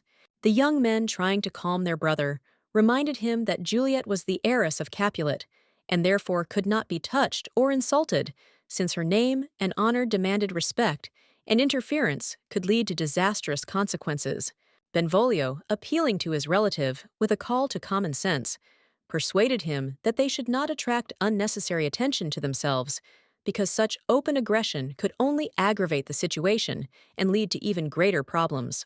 Coldly, with icy calm, Romeo stated that back then, he simply had to convince himself that no one would hear the beauty's voice, and if they were not discovered, everything would be fine, as if everything that was happening did not matter, and would not lead to unpleasant consequences. The man, without wasting time, tried to knock the lady out with one blow to the back of the neck, hoping that this would quickly and quietly solve the problem, leaving her in a helpless state and ensuring his own safety. The beauty, having lost consciousness from the blow, fell to the ground, her body unconsciously leaning under the feet of the guy who stood motionless, and felt how the situation was taking an unexpected turn from which it was no longer possible to retreat. Then Benvolio, unable to bear it any longer, went up to the lovely Romeo and gave him a hard slap in the face, trying to bring him back to reality, reminding him that acting so recklessly was not a way out or a solution, but only a path to disaster. The man, shaking with rage, shouted that his brother had apparently lost his mind and stopped thinking sensibly, not realizing the extent of the risk he was taking, not realizing that all this would lead to catastrophic consequences. Romeo, stepping back and looking at Benvolio in shock, did not understand why exactly he had been hit in the cheek. He was at a loss, not realizing that his actions and words had offended his loved one so much that he had decided to act like that. The man stepped back and asked his interlocutor something important, since Montagues was not always the one who started the conflict, and sometimes the circumstances could be completely different than they seemed at first glance. Benvolio listened silently to the words of his interlocutor, feeling how he was gradually losing his mind and becoming more and more immersed in his crazy thoughts, forgetting about the essence of what was happening and the importance of self-control in difficult situations. With a nasty grin on his face, Romeo, as if playing with Benvolio, asked him to admit that he always wanted Montagues to be the cause of all the problems, because it was easier to blame someone else than to look for the real reasons and mistakes. The girl lay unconscious on the grass, her body motionless, as if she had fallen into a deep sleep, unaware of what was happening around her unconscious in that moment when everything around her was changing. The night was surrounded by darkness. The trees stood in the shadows. The darkness was hidden, and not a single light illuminated this restless emptiness, and the coolness that permeated the air made one feel even more vulnerable and lonely. Clenching his hands into fists, the man looked at his brother with determination in his eyes and asked him to be honest, to admit to himself what was happening, and to understand that true feelings and actions cannot be hidden even if you really wanted to. In the past, beaten and depressed, Romeo sat on his knees, his ears ringing with the screams and curses coming from the outside, as if the world around him was collapsing, and he could not escape this circle of pain and humiliation. However, Benvolio did not feel any excitement. On the contrary, there was a strange smile on his face, as if he was enjoying what was happening, finding in it his inner resilience, and perhaps some hidden meaning that was unknown to Romeo. The young man who was watching his relative from the side could not understand such a reaction, because there was nothing good in what was happening, and it seemed to him that this was all just a product of chaos and pain, which could not lead to anything positive. The man putting his hand on his interlocutor's shoulder interrupted his speech, as if trying to stop the flow of words and make it clear that what was important now was not what was being said, but what was happening inside each of them in their souls and in their understanding of the situation. Touched and disappointed, Benvolio could not believe that his loved one really thought so badly of him that he saw him as something other than what he really was, and this thought painfully pierced his heart, depriving him of confidence. Recoiling in confusion, dear Romeo asked why his relative had been behaving so strangely and mysteriously all this time, since his actions and words remained contradictory, and this only increased the misunderstanding between them. The boys' conversation was interrupted by a strange voice, which suddenly caught their attention, making them freeze in place and realize that they now had to face something much more serious. It was the handsome Tybalt breathing heavily and clearly shaken, his gaze burning with anger, and the fear for his beloved cousin was visible in his eyes, as he asked where the noblewoman was not hiding his excitement and tension. The young men, looking at each other in confusion, suddenly froze, not knowing how to answer, because confusion and indecision had completely taken hold of them, depriving them of the opportunity to find even one correct word to explain what was happening and dispel the anxiety that had arisen in the air. When Tybalt noticed the sleeping maiden's body lying at their feet, he cursed, his face contorted with rage, and the hatred in his voice was so strong that he swore to take revenge on them for what had happened, promising that no one would escape punishment, and that they would all pay for it. The nobleman, unable to contain his anger, grabbed Romeo by the shirt, shouting with fury in his voice that he dared to hurt his relative, as if every word was filled with hatred and a desire to avenge the honor of his family. The swordsman loudly declared that Romeo would have to answer for his actions right now, without waiting for any explanations or justifications, because it was a matter of honor, and he was ready to fight to restore justice. Unimpressed, Romeo challenged him by asking if it wasn't the two of them who had gone too far first, if they hadn't tried to set Montagues up and make him look like a fool, as if forgetting that they too bore their share of responsibility for everything that was happening. Tybalt, without thinking about the consequences, slapped his interlocutor in a rage without holding back and not expecting that it would remain unanswered, because his anger was so great that he was ready to go to extreme measures. Romeo, without losing his composure, responded in kind, and gritting his teeth struck back at the swordsman, deciding that he would not allow himself to be humiliated and would not allow either of them to feel like winners in this conflict. Juliet lay unconscious, as if she were sleeping, her body motionless, and her eyes closed, unaware of what was happening around her, immersed in a state that left her outside of all this chaos and struggle. The Montagues' friends were startled, unsure of how to act in such a tense situation, because each of them felt that what was happening went beyond the usual conflict, and now they had to make a decision that could change everything. Gently, despite his blazing anger, Tybalt carefully picked up his beloved, trying to carry her away from the scene. trying not to disturb her peace, and at the same time not knowing what to do next, because his heart was full of fear for her condition. But Romeo wasn't going to stand aside. Anger was boiling in his veins, his teeth were clenched with tension, and his eyes were burning with determination. He was ready for any turn of events, firmly determined that he would not allow himself to be ignored at this decisive moment. The man addressed the swordsman, demanding that he not ignore him or avoid the conversation. His voice was sharp and firm, like a cold threat, and he was sure that his words could not go unnoticed and should be taken seriously. Suddenly, there was a blow, and Romeo, unable to stand, began to fall backwards, his body not able to withstand the force of the blow he faced, and at that moment, everything around him seemed to slow down, as if reflecting his internal struggle and shock from what was happening. Benvolio looked angrily at the scoundrel, who dared to hit his relative and rudely call all Montagues cowards, not understanding how it was possible to humiliate the honor of his family in such a way as if forgetting about his own dignity and respect. The young men heard that instead of holding cousin Capulet hostage, it would be much better for them to directly challenge them to a duel openly and honestly, without these hidden threats and manipulations that only complicated the situation. Tybalt frowned and shouted loudly for them to try to behave decently, his voice full of disdain and self-righteousness, as if demanding that everyone not only follow the rules, but also show great respect for himself. Benvolio rose to his feet resolutely, taking the sword in his hand, and proudly said that he was ready to fight with the best swordsman in their city, not wanting to give in to this duel, which had become for him a matter of honor and personal dignity.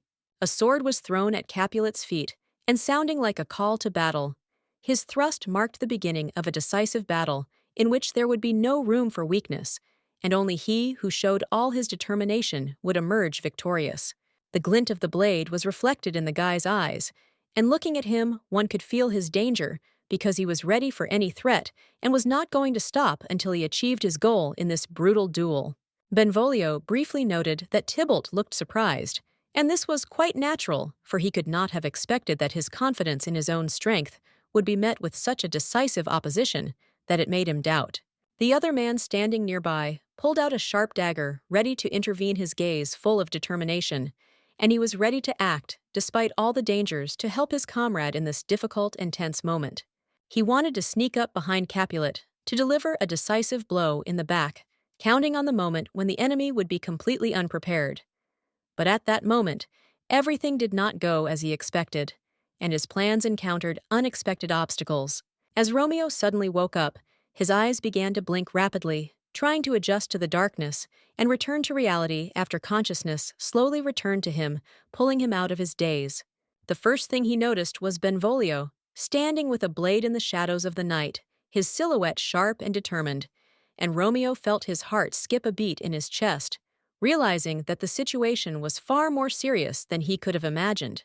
And after he tried to act, Romeo noticed Tybalt standing nearby, and the two men were clearly preparing for a fight, their eyes full of determination and anger, as if they were already anticipating the inevitable conflict that was about to break out. Behind the swordsman, the best in the city, stood a scoundrel who was about to strike from the side, hiding in the darkness, ready to use betrayal as a weapon to achieve his goal at this decisive moment. The blade was driven into Capulet's back, and the blood flowed out, drenching the ground like a harbinger of imminent tragedy, giving the cruel scene an even darker hue, while its aftermath unfolded in silence, permeated with horror and helplessness. Tybalt was shocked that the Montagues were cowards, who could not act honestly, and this act left him in disarray, destroying all his notions of honor and dignity of his opponents. Suddenly, Romeo jumped up from his place, and without thinking about the consequences, rushed at Capulet, sharply pressing on his chest and pushing him back, forcing the blade to go deeper, giving the blow deadly force. Tybalt coughed up blood, his body shook from unbearable pain, and in the depths of his mind, alarm signals of fear began to ring, unable to accept that everything was so quickly getting out of control, slipping from his hands like sand. Young Tybalt felt his body falling heavily and helplessly to the ground, and Romeo fell on top of him, his figure implacable, and determined, a symbol of a desperate desire to resolve all contradictions once and for all, leaving no room for doubt. Benvolio and the other boy closed their mouths in surprise, in complete shock at the act of their friend, who, despite his rage and desire for revenge, was himself wounded, and concern for his life appeared in their eyes, as if they realized for the first time the full gravity of what was happening. Screams pierced the night, echoing through the dark streets, as the boys, unsure of what to do, tried to save the Montagues' heir from death, desperate to regain control of a situation that was rapidly spiraling out from under them. At that moment, Juliet woke up, not understanding what was happening. Her eyes were trying to focus, and her body slowly rose while her mind could not yet understand exactly what brought her to this moment full of fear and bewilderment. Suddenly, her gaze fell on her hand, and she noticed that it was stained with blood, cold and sticky, and at that moment, anxiety like a shadow crept into her heart, like a harbinger of inevitable trouble, which did not leave her accumulating fear. As if realizing the full depth of what was happening, she slowly turned around and saw Tybalt lying next to her, motionless, as if dead. And this picture shook her to the depths of her soul, causing her heart to squeeze with pain and fear of the inevitable. The man was barely breathing, coughing heavily, blood was pouring out of his stomach, and the blade was piercing deep into his body, giving his torment an inevitable and painful end. His life was fading quickly, like a dim fire, unable to resist the winds of fate. He stared blankly into space, as if he saw no point in what was happening, gradually realizing that these were his last minutes in this world, and nothing could bring him back to reality, carrying him further and further into the abyss. Tybalt noticed that the lady was leaning over him, and with surprise, he realized that she cared, that her heart, despite everything that was happening, was attached to him despite his cruelty and pride. Tears slowly flowed down the beauty's eyes, each of which, like a heavy drop, rolled down her face, leaving traces of bitterness and pain that could be compared to invisible wounds tormenting her soul and not giving her a moment of peace. The noblewoman sobbed loudly, screaming that this was not what she wanted, that everything had not gone as she expected. And now her world was collapsing in the blink of an eye as the night fell silent, and they were left alone with no one else around. The beauty cried tired tears rolling down her cheeks, because she could no longer bear the sight of her loved ones leaving dying before her eyes, and every moment brought only more pain. Tybalt watched her helplessly, unable to console her, his heart aching with hopelessness as her tears fell on his face, and he felt how hard it was for him to watch her suffer. He reached out his hand to her black hair, gently brushing the strands from her face, as if trying to ease the weight of her suffering a little, and perhaps find some comfort for her and for himself in this simple gesture. He said tenderly that the noblewoman looked incredibly tired. Her eyes expressed deep anxiety and sadness, and it was probably extremely difficult for her because the inner experiences hidden behind her external fortitude desperately demanded an outlet. With his last breath, the man, coughing with difficulty, could barely utter the words that Juliet had always been special to him, that she was not someone else's. And in this realization, he understood how much he had been wrong in giving his heart to others.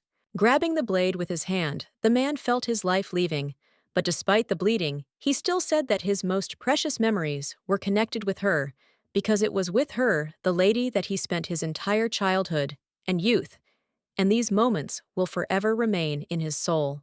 The guy, with a barely noticeable smile on his face, feeling his strength fading, added affectionately that he would not want to return his Juliet because she was right in front of him, and at that moment he realized that there was nothing more important to him than her. The beauty, unable to hold back her tears, felt the heaviness in her heart becoming unbearable, her eyes full of pain and bitterness, and with her teeth unable to cope with her emotions, she bit her lip, trying to hide her mental anguish. The man, feeling his strength fading carefully, placed his hand on the beauty's palm, with a barely noticeable tremor in his voice, asking her not to cry, and not to be tormented by bitterness, because he did not want her heart to break from pain. But despite his last attempts to console her, his strength left him, and the hand that had so tenderly held her palm began to fall slowly, as if everything that was left to him had been exhausted in this last bitter moment. The aristocrat, despite what was happening, desperately refused to let him go to another world. Her voice, full of pain and fear, sounded like a plea, as if she could stop time, asking him to stay here with her in this world. The man's hand lay limply on the soft grass, his body no longer responding to her touch, and his breathing was becoming weaker and weaker, reminding her how close their loss had been and how difficult it was to accept the inevitability. Without thinking, her gaze filled with determination and despair fell on the dagger she clutched in her hand, and with painful determination, she raised it to start this cycle of pain and fear, again unable to stop her impulse. She took one last look at the quiet boy, who was lying peacefully on the ground, his eyes closed and his body lifeless like a shadow that had disappeared, leaving only the pain and bitterness of loss filling her heart. After that, her hand trembling with excitement, pointed the blade towards herself, as if she was trying to regain control. But she understood that there was no way back, and all she had left was to take the step that would take her soul. Blinking again, she quietly said that she and Tibol would meet again soon, her voice hopeful, as if she was trying to find comfort in the words, despite the pain that tormented her soul. But the next moment, she fell unconscious. Her body became heavy, and her consciousness faded, and the blood slowly flowing filled the ground, leaving behind an indelible trace of the tragedy that no one could prevent. It was a long road for the maiden, and she found it difficult to make friends, because her heart was so closed that it was difficult to trust anyone, even in moments when she so desperately wanted to find support. Juliet, enjoying her walk in her new elegant blue dress that emphasized her grace, and with her neat hairdo, as if created for this special day, suddenly heard a familiar voice calling her by name. She noticed the woman offering her hot buns. The aroma of freshly baked goods that wafted through the air was so enticing that Juliet couldn't resist moving closer to take a closer look at the treat. The woman was sweet-freckled, and her good-natured face glowed with friendliness. Even though she was only a minor character in this moment, her gesture left behind a feeling of warmth and care that Juliet received with gratitude. The lady, without hesitation, agreed to accept the offer because this aunt was always there, supporting and comforting her in the most difficult moments when Juliet felt lonely and abandoned. Suddenly, her thoughts were interrupted by an unexpected encounter. A young guy with golden hair like a luminous beam approached her, attracting her attention. Bright hair shone in the sun, creating the impression that he was, as if the embodiment of the sun's rays themselves. With a slight smile, Juliet, somewhat worried, quietly asked what had happened to her dear Romeo, for his behavior, which had suddenly become rude and full of anxiety, could not help but make her uneasy, making her heart clench. The man bowed his head, holding back tears with difficulty, and his voice trembled with pain as he cruelly replied that she should get out of his way, not interfere, and that her presence only aggravated his suffering. But Tybalt was always next to the girl, who, putting his hand on her shoulder, gently assured her that she should not worry, because he would always be there and everything would definitely work out, despite the difficulties and worries that they were experiencing. The aristocrat could not hold back his tears. His gaze was full of furious hatred and deep resentment, as if he was on the verge of internal destruction, and the pain that had been accumulating in his soul spilled out, distorting his features.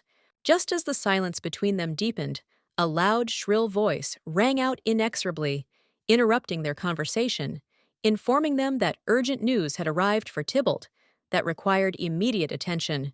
The nanny, choking with emotion, shouted loudly and desperately that Romeo, a representative of the Montagues family, had just committed suicide, and these words seemed to break the atmosphere, leaving everyone in shock and deep horror. Juliet winced in shock when she heard that her lover Romeo had jumped off the cliff, and her heart sank with pain and fear, unable to believe such a tragedy that shook her to the depths of her soul. Tybalt, not hiding his irritation, called the man a moron, condemning his actions, and showing obvious contempt for his decision, suggesting that his cousin go out and get some fresh air to calm down a little. The guy, feeling that he needed to somehow console Juliet, suggested that the next day they go visit Romeo to check on his condition and honor the memory of the deceased despite the tragedy of the situation. But Juliet, deciding not to waste time on regrets, jumped from the balcony, hoping that she could start all over again, regain control of her life, despite all the trials and tragedies that surrounded her.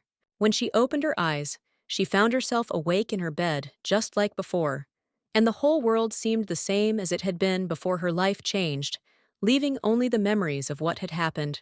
The girl could not understand what exactly had happened, not realizing what she had done, but perhaps it was just her desire to start from scratch. The aristocrat decided that this day would begin with the usual purchase of bread to get back on track. At that moment, the creaking of the old door was heard in the silence, and it opened as if waiting for her return, as always, in that very familiar and cozy corner of the store, which had long become a place of comfort for her.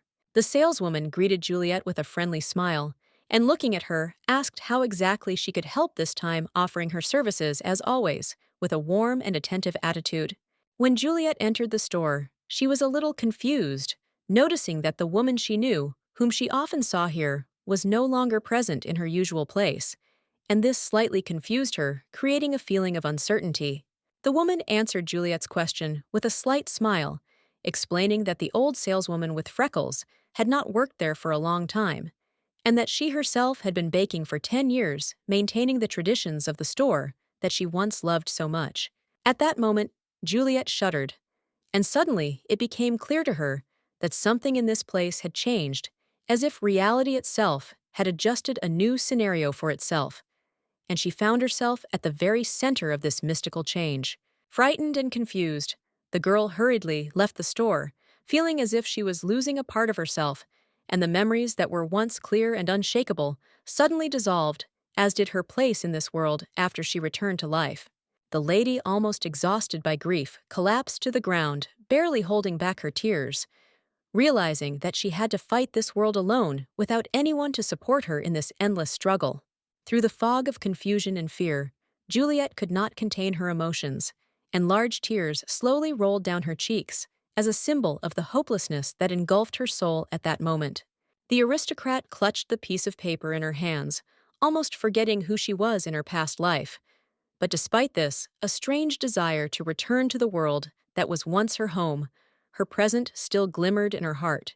Juliet raised her head and tried to gather her strength, saying words of comfort to herself out loud, that everything would definitely become clear as soon as she returned to her home world, and then everything that had happened would make sense.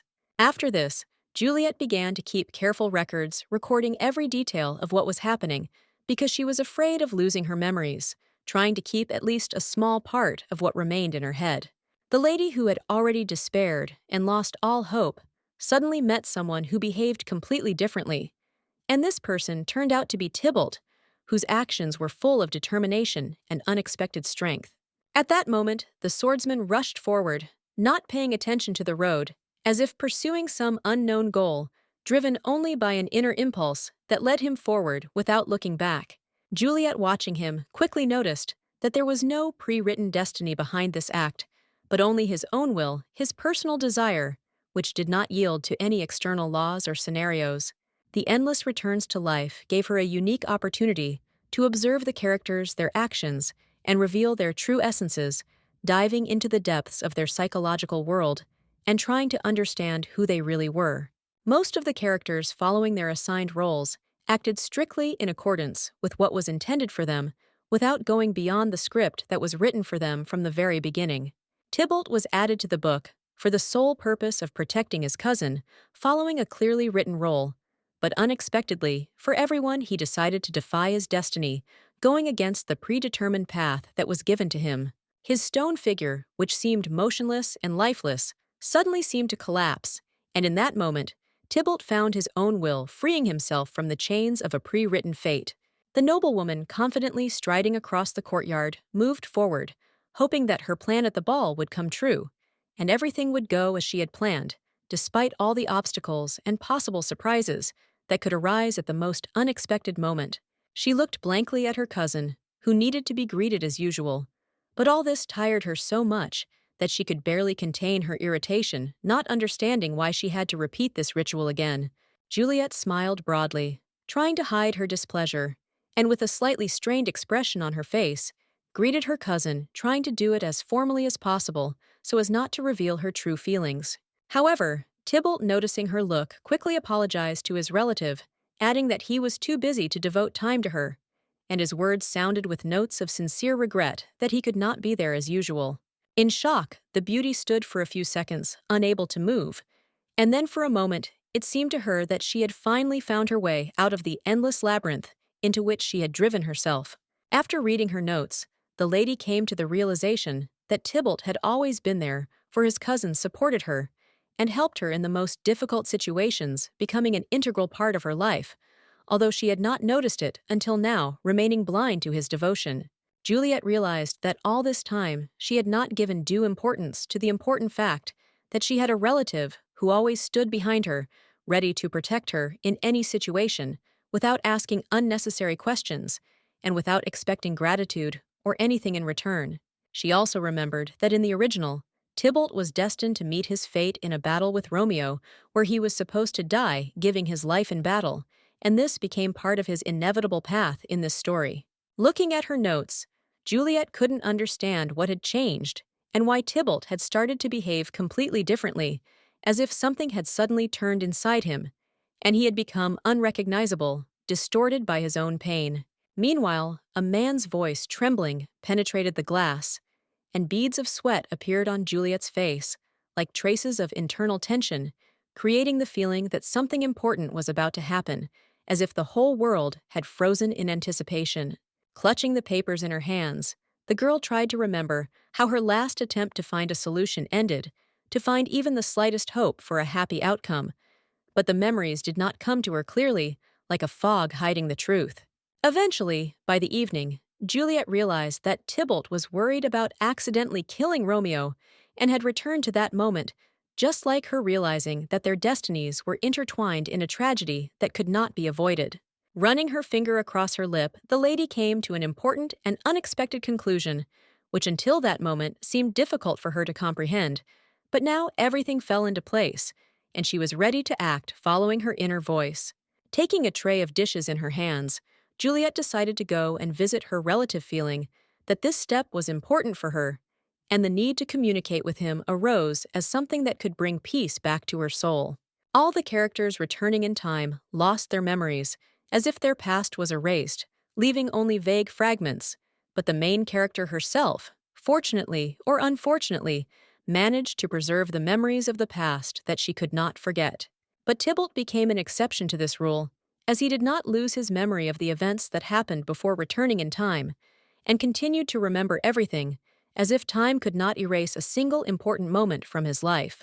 The beauty stood frozen at the door, deep in thought, trying to understand whether Tybalt was dying in the same way as she was, or whether their destinies were intertwined in some other, more mysterious way that she could not immediately comprehend despite all her efforts. She was afraid that the man might have come into this world the same way she had, having experienced something similar, lost all memories of his past life, and was now trapped in his new existence, just like she was. The lady, feeling that she could wait no longer, resolutely asked the nobleman to let her into the house, hoping that here she would find answers to her questions and perhaps salvation from the doubts that tormented her heart. The man, without thinking for long, easily opened the door, letting her into the house and giving her a feeling of confidence that she was not alone in this strange world full of secrets and mysteries that she had to solve, allowed her to feel support and hope. Now, observing the heart of her swordsman, she realized her mistake, realizing that she should not have seen him as just a means to an end, without taking into account all the sacrifices and efforts he had put into her life, and all that he had done for her. After all, the young man always protected her, invariably stood on her side, regardless of the situation, demonstrating his devotion and willingness to fight for her, despite any obstacles that stood in the way. He constantly, despite his pride, scolded the stupid Romeo for how frivolously and unworthily he treated his relative, not understanding how important it is to protect the honor and dignity of loved ones, especially when it came to family to which one had to be devoted. And even on the brink of death, brave Tybalt managed to find the strength to smile and support his sweet lady, showing that his feelings and affection were deep despite all the trials that befell him. The beauty hastily asked the guy to wait so that she could fix everything and sort out the situation, hoping that time would give her the opportunity to put everything back in its place and eliminate all the consequences of her decisions. The swordsman woke up on his bed, and as soon as he opened his eyes, he felt a heaviness in his heart, as if his thoughts could not be collected together, not understanding what was happening around him. There was confusion in his head that demanded an immediate solution. Sitting up in bed, the man quickly began to look around, as if expecting to see something familiar, trying to understand where he was, and how he ended up in this place. Everything around him seemed alien, and memories were difficult to come by. He grabbed his forehead with his hand, feeling a strong headache, as if his memory was trying to awaken through a thick fog. But each attempt only increased the pain, making him feel lost, confused, and completely out of touch with reality. Tybalt's hands began to try to remember, feeling that he had forgotten something extremely important, as if part of his memories were slipping away, and his mind could not grasp this elusive fragment, unable to understand what exactly was bothering him and disturbing his soul.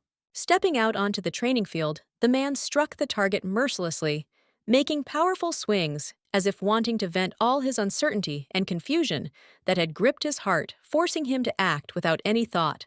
The boy pierced the hay dummy with his blade, striking with precision, demonstrating skill and strength. But at that moment, he felt his memory fail him, as if everything he had done was just part of a vague and distorted memory. He stopped abruptly in his tracks, as a new hallucination appeared before him, and everything around him began to distort, filling his inner world with chaos. The man did not know what to do, his memory seemed to be breaking, and he did not know what to believe. Tybalt decided to continue walking through the yard, deciding that perhaps he could skip training today, due to feeling unwell, as his mind and body could not take the stress any longer, and he needed time to sort himself out. Suddenly, Tybalt jumped as Juliet unexpectedly hugged him from behind her smile, so warm and genuine that it seemed like a source of comfort, as if she wanted to give him some peace in the chaos that was tearing his mind apart. A new hallucination appeared before him, in which his cousin, covered in blood, lay motionless, as if she could no longer fight what was happening, and this sight struck Tybalt to the depths of his soul, causing him to freeze. The noblewoman, surprised by his reaction, turned to her relative with alarm, trying to understand what had happened, but before she could finish speaking, Tybalt pushed her aside sharply, as if everything he had seen had become too much for him to bear. The man, clutching his hair in an attempt to control himself, closed his eyes, trying to calm down. He apologized to the noblewoman for his rudeness, realizing how strange and painful he was acting, not wanting his storm of emotions to hurt her. In response, the noblewoman heard the man say that, for some reason, he felt uncomfortable in her presence, as if something inside him prevented him from communicating normally with her, and this uncomfortable situation remained between them like an invisible barrier. This feeling was especially strong against the backdrop of good weather, when the trees with their green canopy created a calm atmosphere. But inside the sweet Tybalt, there was anxiety, as if nature was at odds with his state of mind. The boy turned away and was about to leave, but a woman's hand reached out to him, stopping him, and the noblewoman asked with concern if he needed medicine or the help of a doctor, showing concern and a desire to help despite his detachment. But Tybalt only roughly pushed the noblewoman away from him, causing her hand to slip and fall from his body, as if his inner world was unable to withstand her closeness, and he did not know how to cope with the growing tension that was tearing him apart from within. The lady hugged the red hand, feeling the throbbing pain from his gesture, which left not only a physical mark, but also deeply wounded her soul, because she did not expect this from a man to whom she treated with care and understanding. However, Tybalt hurried to run away, feeling an urgent need to be alone with himself, hoping that loneliness would help him sort out his thoughts, and at least slightly calm the storm of emotions that was tearing him apart from the inside, not giving him peace. The maiden, however, was not going to give in so easily. She stood before him with a determined frown, her eyes sparkling with determination, as if she was ready to fight for his attention, not letting him leave without letting him help her. She stubbornly followed her relative, not letting him leave, holding his hand tightly, as if she felt that this moment was important, and could not let him just disappear, leaving everything in the past, as if nothing had happened. Strong Tybalt, with despair in his voice, plaintively asked the aristocrat to let him go and let him leave in peace, hoping that she would understand how hard it was for him and how much he needed to be alone to survive this internal conflict. But the beauty was not going to let him go, and firmly asked if the man had really remembered something, as if believing that right now he could understand and realize something important that would help him get out of the state he found himself in. Tybalt, in complete shock, recoiled, unable to believe that Juliet was willing to help him, as if her determination was something unexpected and unimaginable to him in this state, as if he did not deserve her attention and care. But then the same intense pain in his head came again, and he, unable to restrain himself, grabbed his head with his hand, feeling how his body was again seized by this painful attack, and he again found himself on the verge of losing consciousness. The young man looked at his hands in horror, realizing that he had seen hallucinations of people dying, and each of these visions brought with it pain and anxiety, as if his mind could not cope with what was happening. Moreover, every time he encountered these terrible visions, it was Juliet who died covered in blood, her hand reaching out to him as a symbol of the inevitable tragedy that he could not avoid, and each time it shook him even more. Tybalt held back the urge to vomit with his hand over his mouth, feeling his body as if it had betrayed him, refusing to obey, and with each passing moment he felt worse, as if his inner world was about to collapse into complete destruction.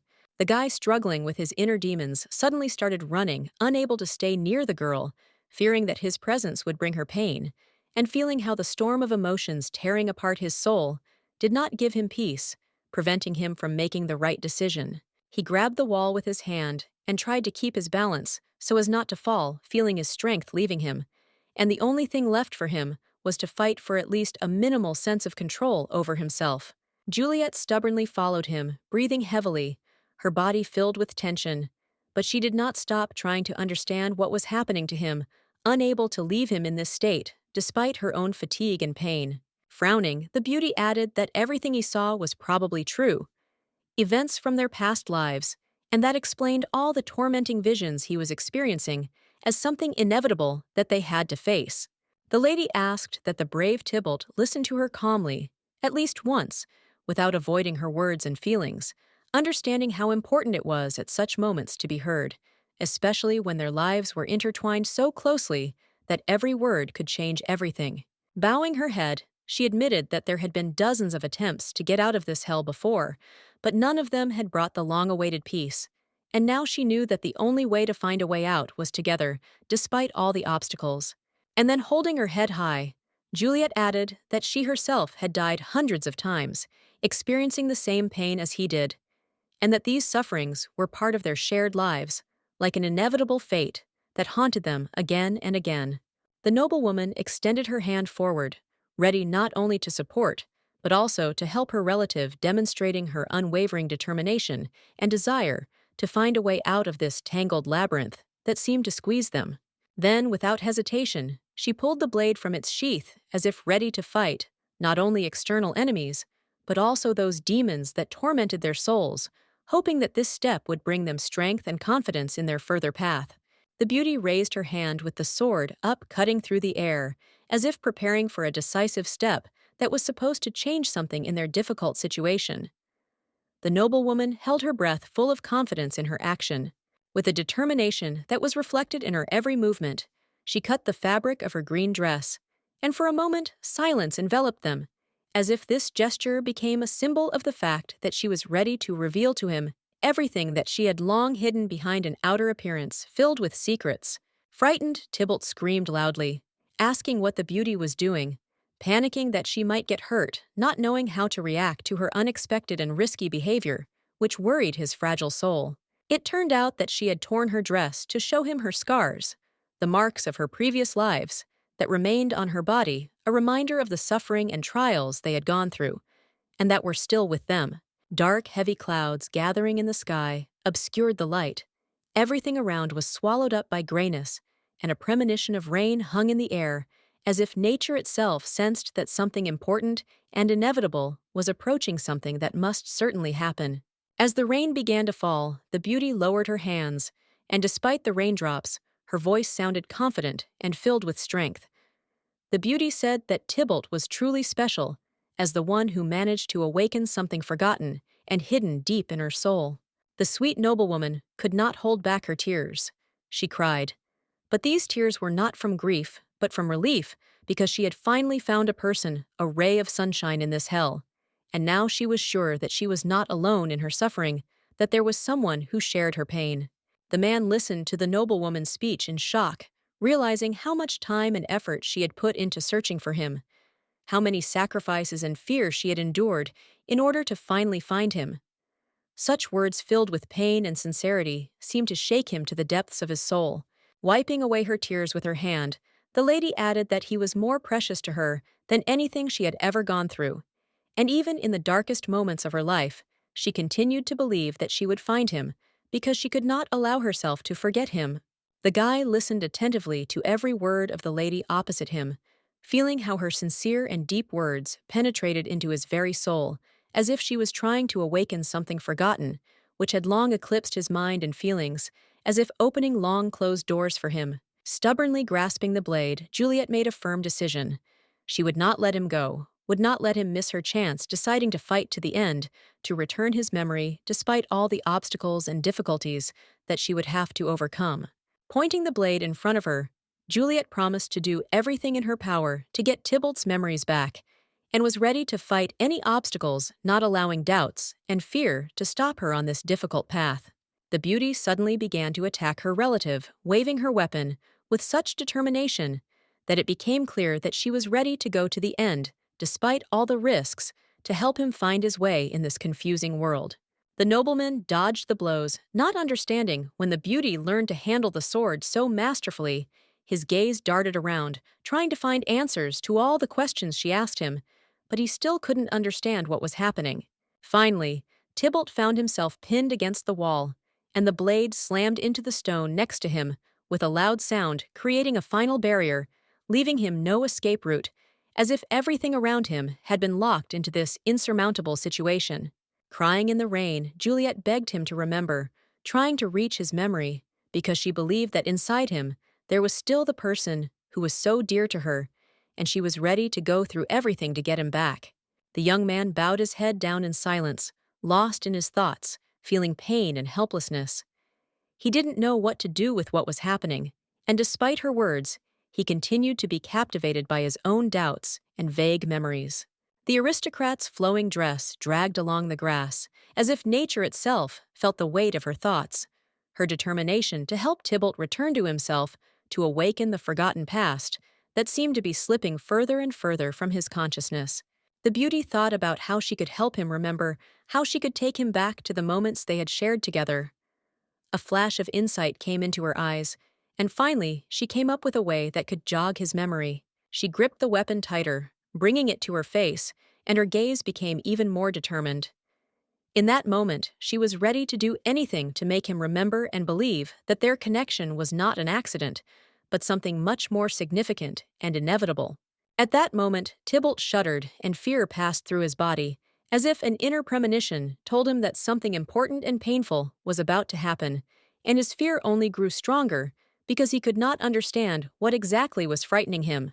The man's hand reached forward without thinking, as if instinct told Tybalt that he had to save her to prevent the step she was about to take, to keep her from hurting herself, even if it meant going against her resolve.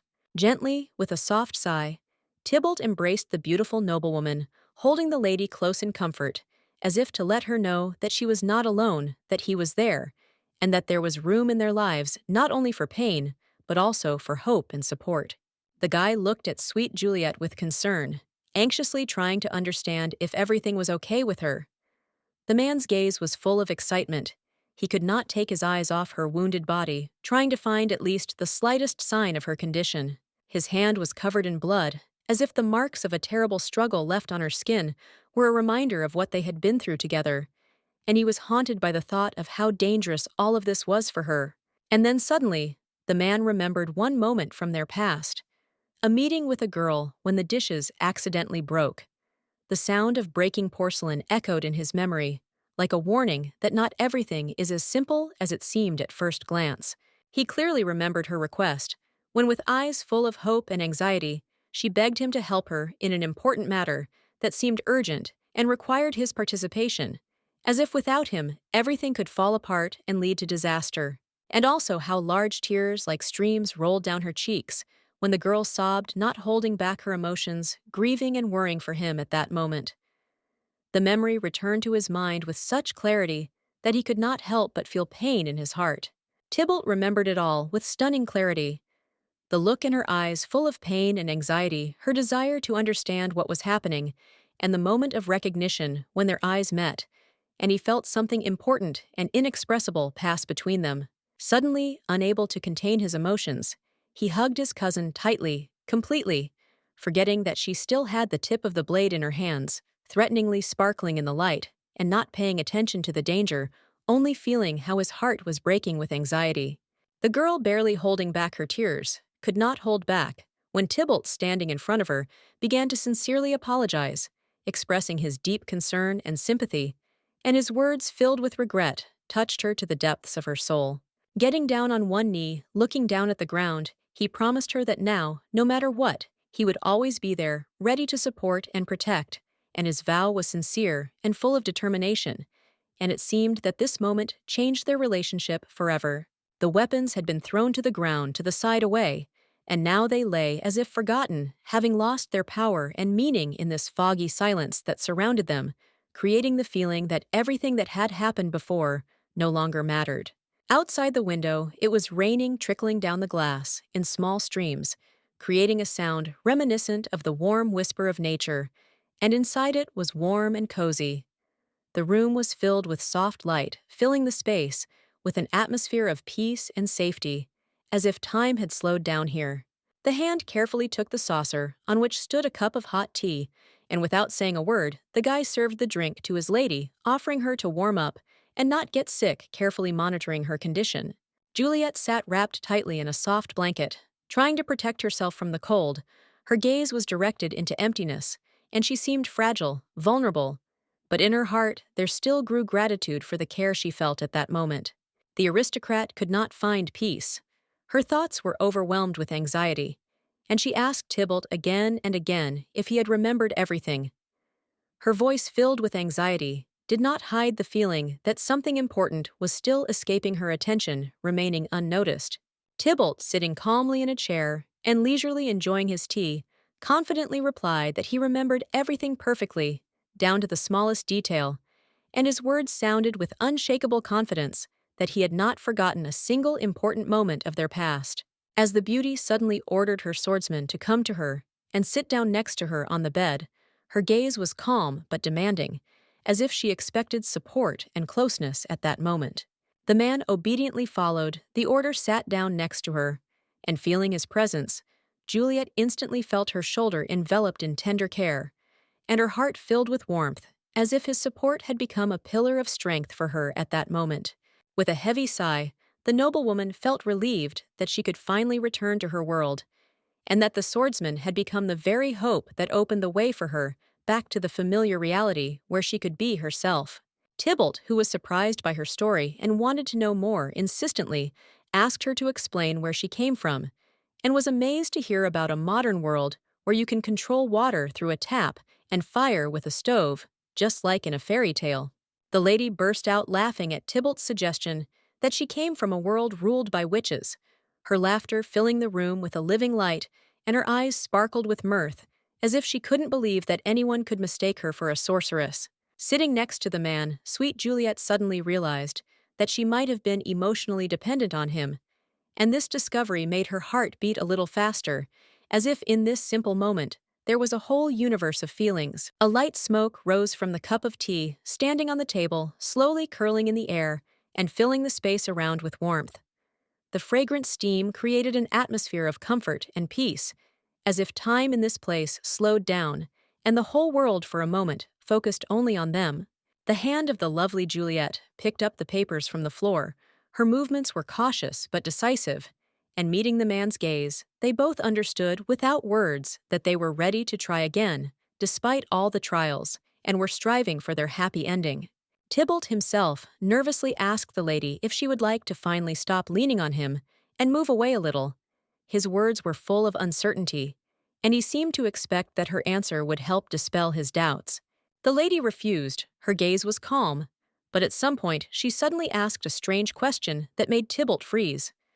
Perhaps she should stop trying to get closer to Romeo and not strive to marry him. The beauty sat down, tucking her legs under her, and hesitantly clasped them with her arms, feeling her heart beat faster from excitement. There was something uncertain in her gaze, which made her even more attractive at that moment.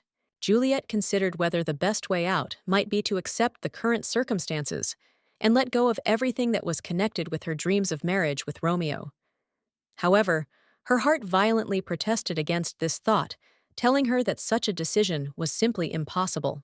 The man, shocked by the lady's words, that she could leave everything behind and stay with him, could hardly believe what he heard. The man's thoughts were full of confusion and surprise, because such a turn of events seemed incredible to him. The noblewoman, noticing his reaction, smiled kindly and asked him with interest to share his opinion on everything that had been said, expecting to hear his point of view, which could shed light on her doubts. Brave Tybalt stood next to him, his hand clenched tightly into a fist, feeling the tension building in his chest. His bold gaze was full of determination and anger because he could not calmly watch what was happening. He could not even imagine that Juliet herself would suddenly ask him to stay with her and spend their whole lives together without any conditions or doubts. He simply could not put this thought off in his mind because it was so unexpected and exciting. But as soon as he realized the seriousness of the woman's words, something strange suddenly happened. The noblewoman laughed loudly and admitted that all this time she had simply been joking with him, playing with his feelings, and violating all logic in this situation. Bowing her head, she admitted that there had been dozens of attempts to get out of this hell before, but none of them had brought the long-awaited peace. And now she knew that the only way to find a way out was together, despite all the obstacles. And then, holding her head high, Juliet added that she herself had died hundreds of times, experiencing the same pain as he did, and that these sufferings were part of their shared lives, like an inevitable fate that haunted them again and again. The noblewoman extended her hand forward, ready not only to support, but also to help her relative, demonstrating her unwavering determination and desire to find a way out of this tangled labyrinth that seemed to squeeze them. Then, without hesitation, she pulled the blade from its sheath as if ready to fight not only external enemies, but also those demons that tormented their souls, hoping that this step would bring them strength and confidence in their further path. The beauty raised her hand with the sword up, cutting through the air, as if preparing for a decisive step that was supposed to change something in their difficult situation. The noblewoman held her breath, full of confidence in her action. With a determination that was reflected in her every movement, she cut the fabric of her green dress, and for a moment silence enveloped them, as if this gesture became a symbol of the fact that she was ready to reveal to him everything that she had long hidden behind an outer appearance filled with secrets. Frightened, Tybalt screamed loudly, asking what the beauty was doing, panicking that she might get hurt, not knowing how to react to her unexpected and risky behavior, which worried his fragile soul. It turned out that she had torn her dress to show him her scars, the marks of her previous lives, that remained on her body, a reminder of the suffering and trials they had gone through, and that were still with them. Dark, heavy clouds gathering in the sky obscured the light. Everything around was swallowed up by grayness, and a premonition of rain hung in the air, as if nature itself sensed that something important and inevitable was approaching, something that must certainly happen. As the rain began to fall, the beauty lowered her hands, and despite the raindrops, her voice sounded confident and filled with strength. The beauty said that Tybalt was truly special, as the one who managed to awaken something forgotten and hidden deep in her soul. The sweet noblewoman could not hold back her tears. She cried. But these tears were not from grief, but from relief, because she had finally found a person, a ray of sunshine in this hell. And now she was sure that she was not alone in her suffering, that there was someone who shared her pain. The man listened to the noblewoman's speech in shock, realizing how much time and effort she had put into searching for him, how many sacrifices and fears she had endured in order to finally find him. Such words filled with pain and sincerity seemed to shake him to the depths of his soul.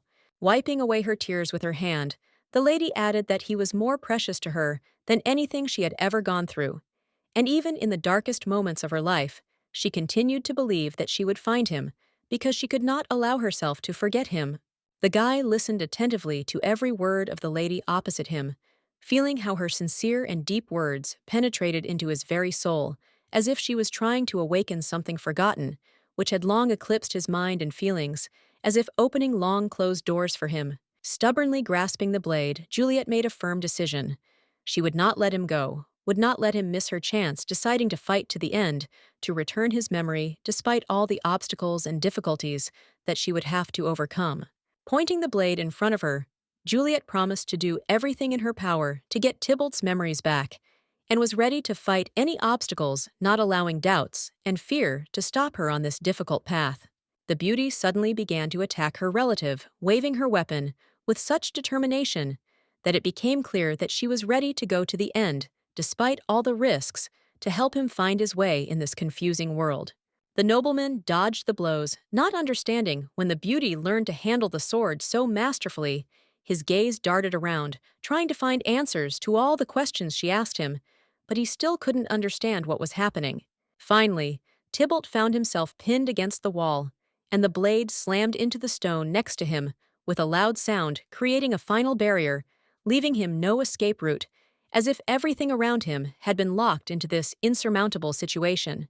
Crying in the rain, Juliet begged him to remember, trying to reach his memory, because she believed that inside him there was still the person who was so dear to her, and she was ready to go through everything to get him back. The young man bowed his head down in silence, lost in his thoughts, feeling pain and helplessness. He didn't know what to do with what was happening, and despite her words, he continued to be captivated by his own doubts and vague memories. The aristocrat's flowing dress dragged along the grass, as if nature itself felt the weight of her thoughts.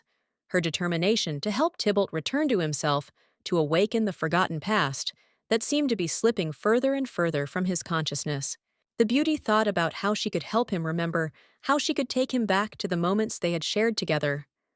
A flash of insight came into her eyes, and finally she came up with a way that could jog his memory. She gripped the weapon tighter, bringing it to her face, and her gaze became even more determined. In that moment, she was ready to do anything to make him remember and believe that their connection was not an accident, but something much more significant and inevitable. At that moment, Tybalt shuddered and fear passed through his body, as if an inner premonition told him that something important and painful was about to happen, and his fear only grew stronger because he could not understand what exactly was frightening him. The man's hand reached forward without thinking, as if instinct told Tybalt that he had to save her to prevent the step she was about to take, to keep her from hurting herself, even if it meant going against her resolve.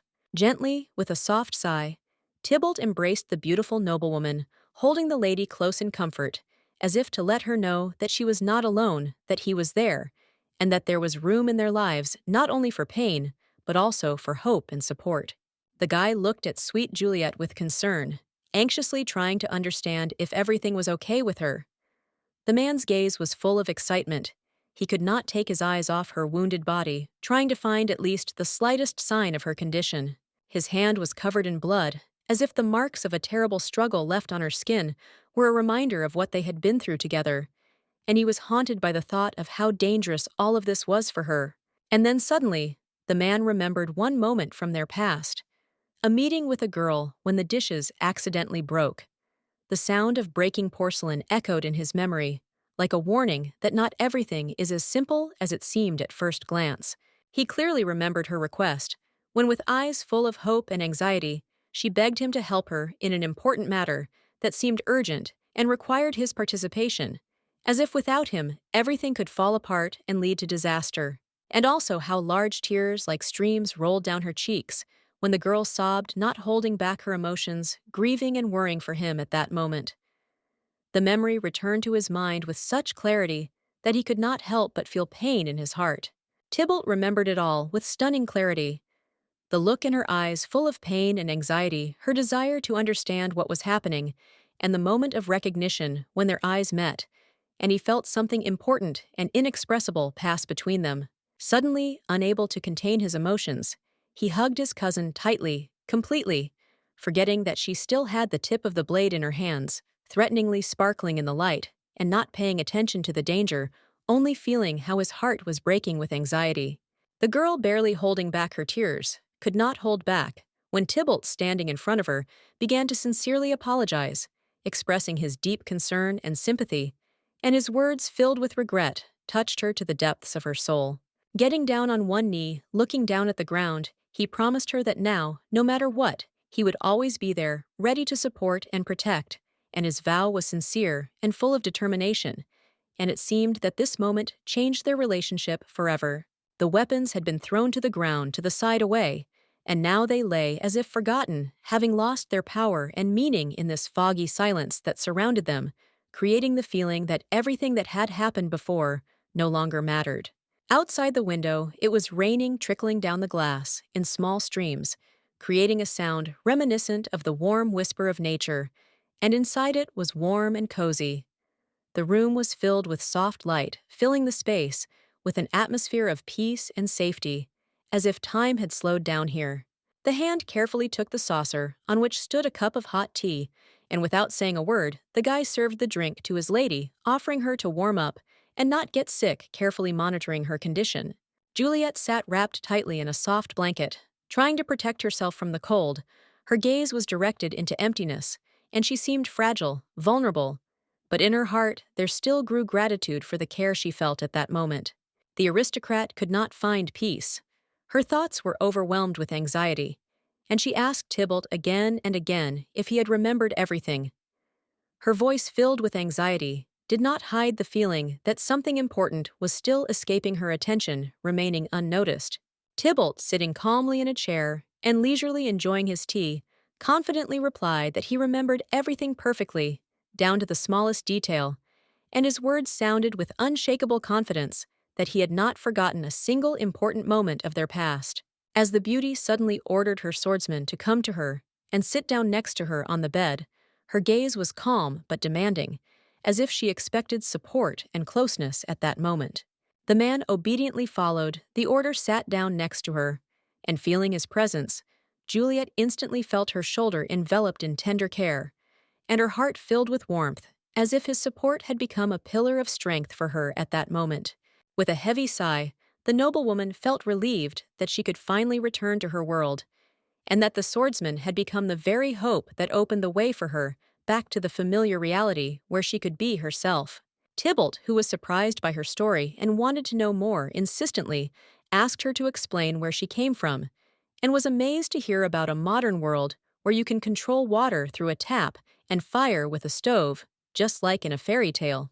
The lady burst out laughing at Tybalt's suggestion that she came from a world ruled by witches, her laughter filling the room with a living light, and her eyes sparkled with mirth, as if she couldn't believe that anyone could mistake her for a sorceress. Sitting next to the man, sweet Juliet suddenly realized that she might have been emotionally dependent on him, and this discovery made her heart beat a little faster, as if in this simple moment there was a whole universe of feelings. A light smoke rose from the cup of tea, standing on the table, slowly curling in the air and filling the space around with warmth. The fragrant steam created an atmosphere of comfort and peace, as if time in this place slowed down, and the whole world for a moment focused only on them. The hand of the lovely Juliet picked up the papers from the floor. Her movements were cautious but decisive, and meeting the man's gaze, they both understood without words that they were ready to try again, despite all the trials, and were striving for their happy ending.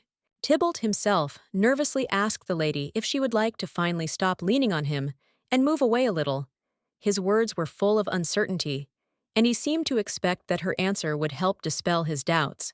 The lady refused. Her gaze was calm, but at some point she suddenly asked a strange question that made Tybalt freeze. Perhaps she should stop trying to get closer to Romeo and not strive to marry him. The beauty sat down, tucking her legs under her, and hesitantly clasped them with her arms, feeling her heart beat faster from excitement.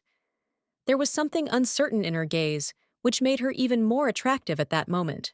Juliet considered whether the best way out might be to accept the current circumstances and let go of everything that was connected with her dreams of marriage with Romeo. However, her heart violently protested against this thought, telling her that such a decision was simply impossible. The man, shocked by the lady's words, that she could leave everything behind and stay with him, could hardly believe what he heard. The man's thoughts were full of confusion and surprise, because such a turn of events seemed incredible to him. The noblewoman, noticing his reaction, smiled kindly and asked him with interest to share his opinion on everything that had been said, expecting to hear his point of view, which could shed light on her doubts. Brave Tybalt stood next to him, his hand clenched tightly into a fist, feeling the tension building in his chest. His bold gaze was full of determination and anger because he could not calmly watch what was happening. He could not even imagine that Juliet herself would suddenly ask him to stay with her and spend their whole lives together without any conditions or doubts. He simply could not put this thought off in his mind because it was so unexpected and exciting. But as soon as he realized the seriousness of the woman's words, something strange suddenly happened. The noblewoman laughed loudly and admitted that all this time she had simply been joking with him, playing with his feelings, and violating all logic in this situation.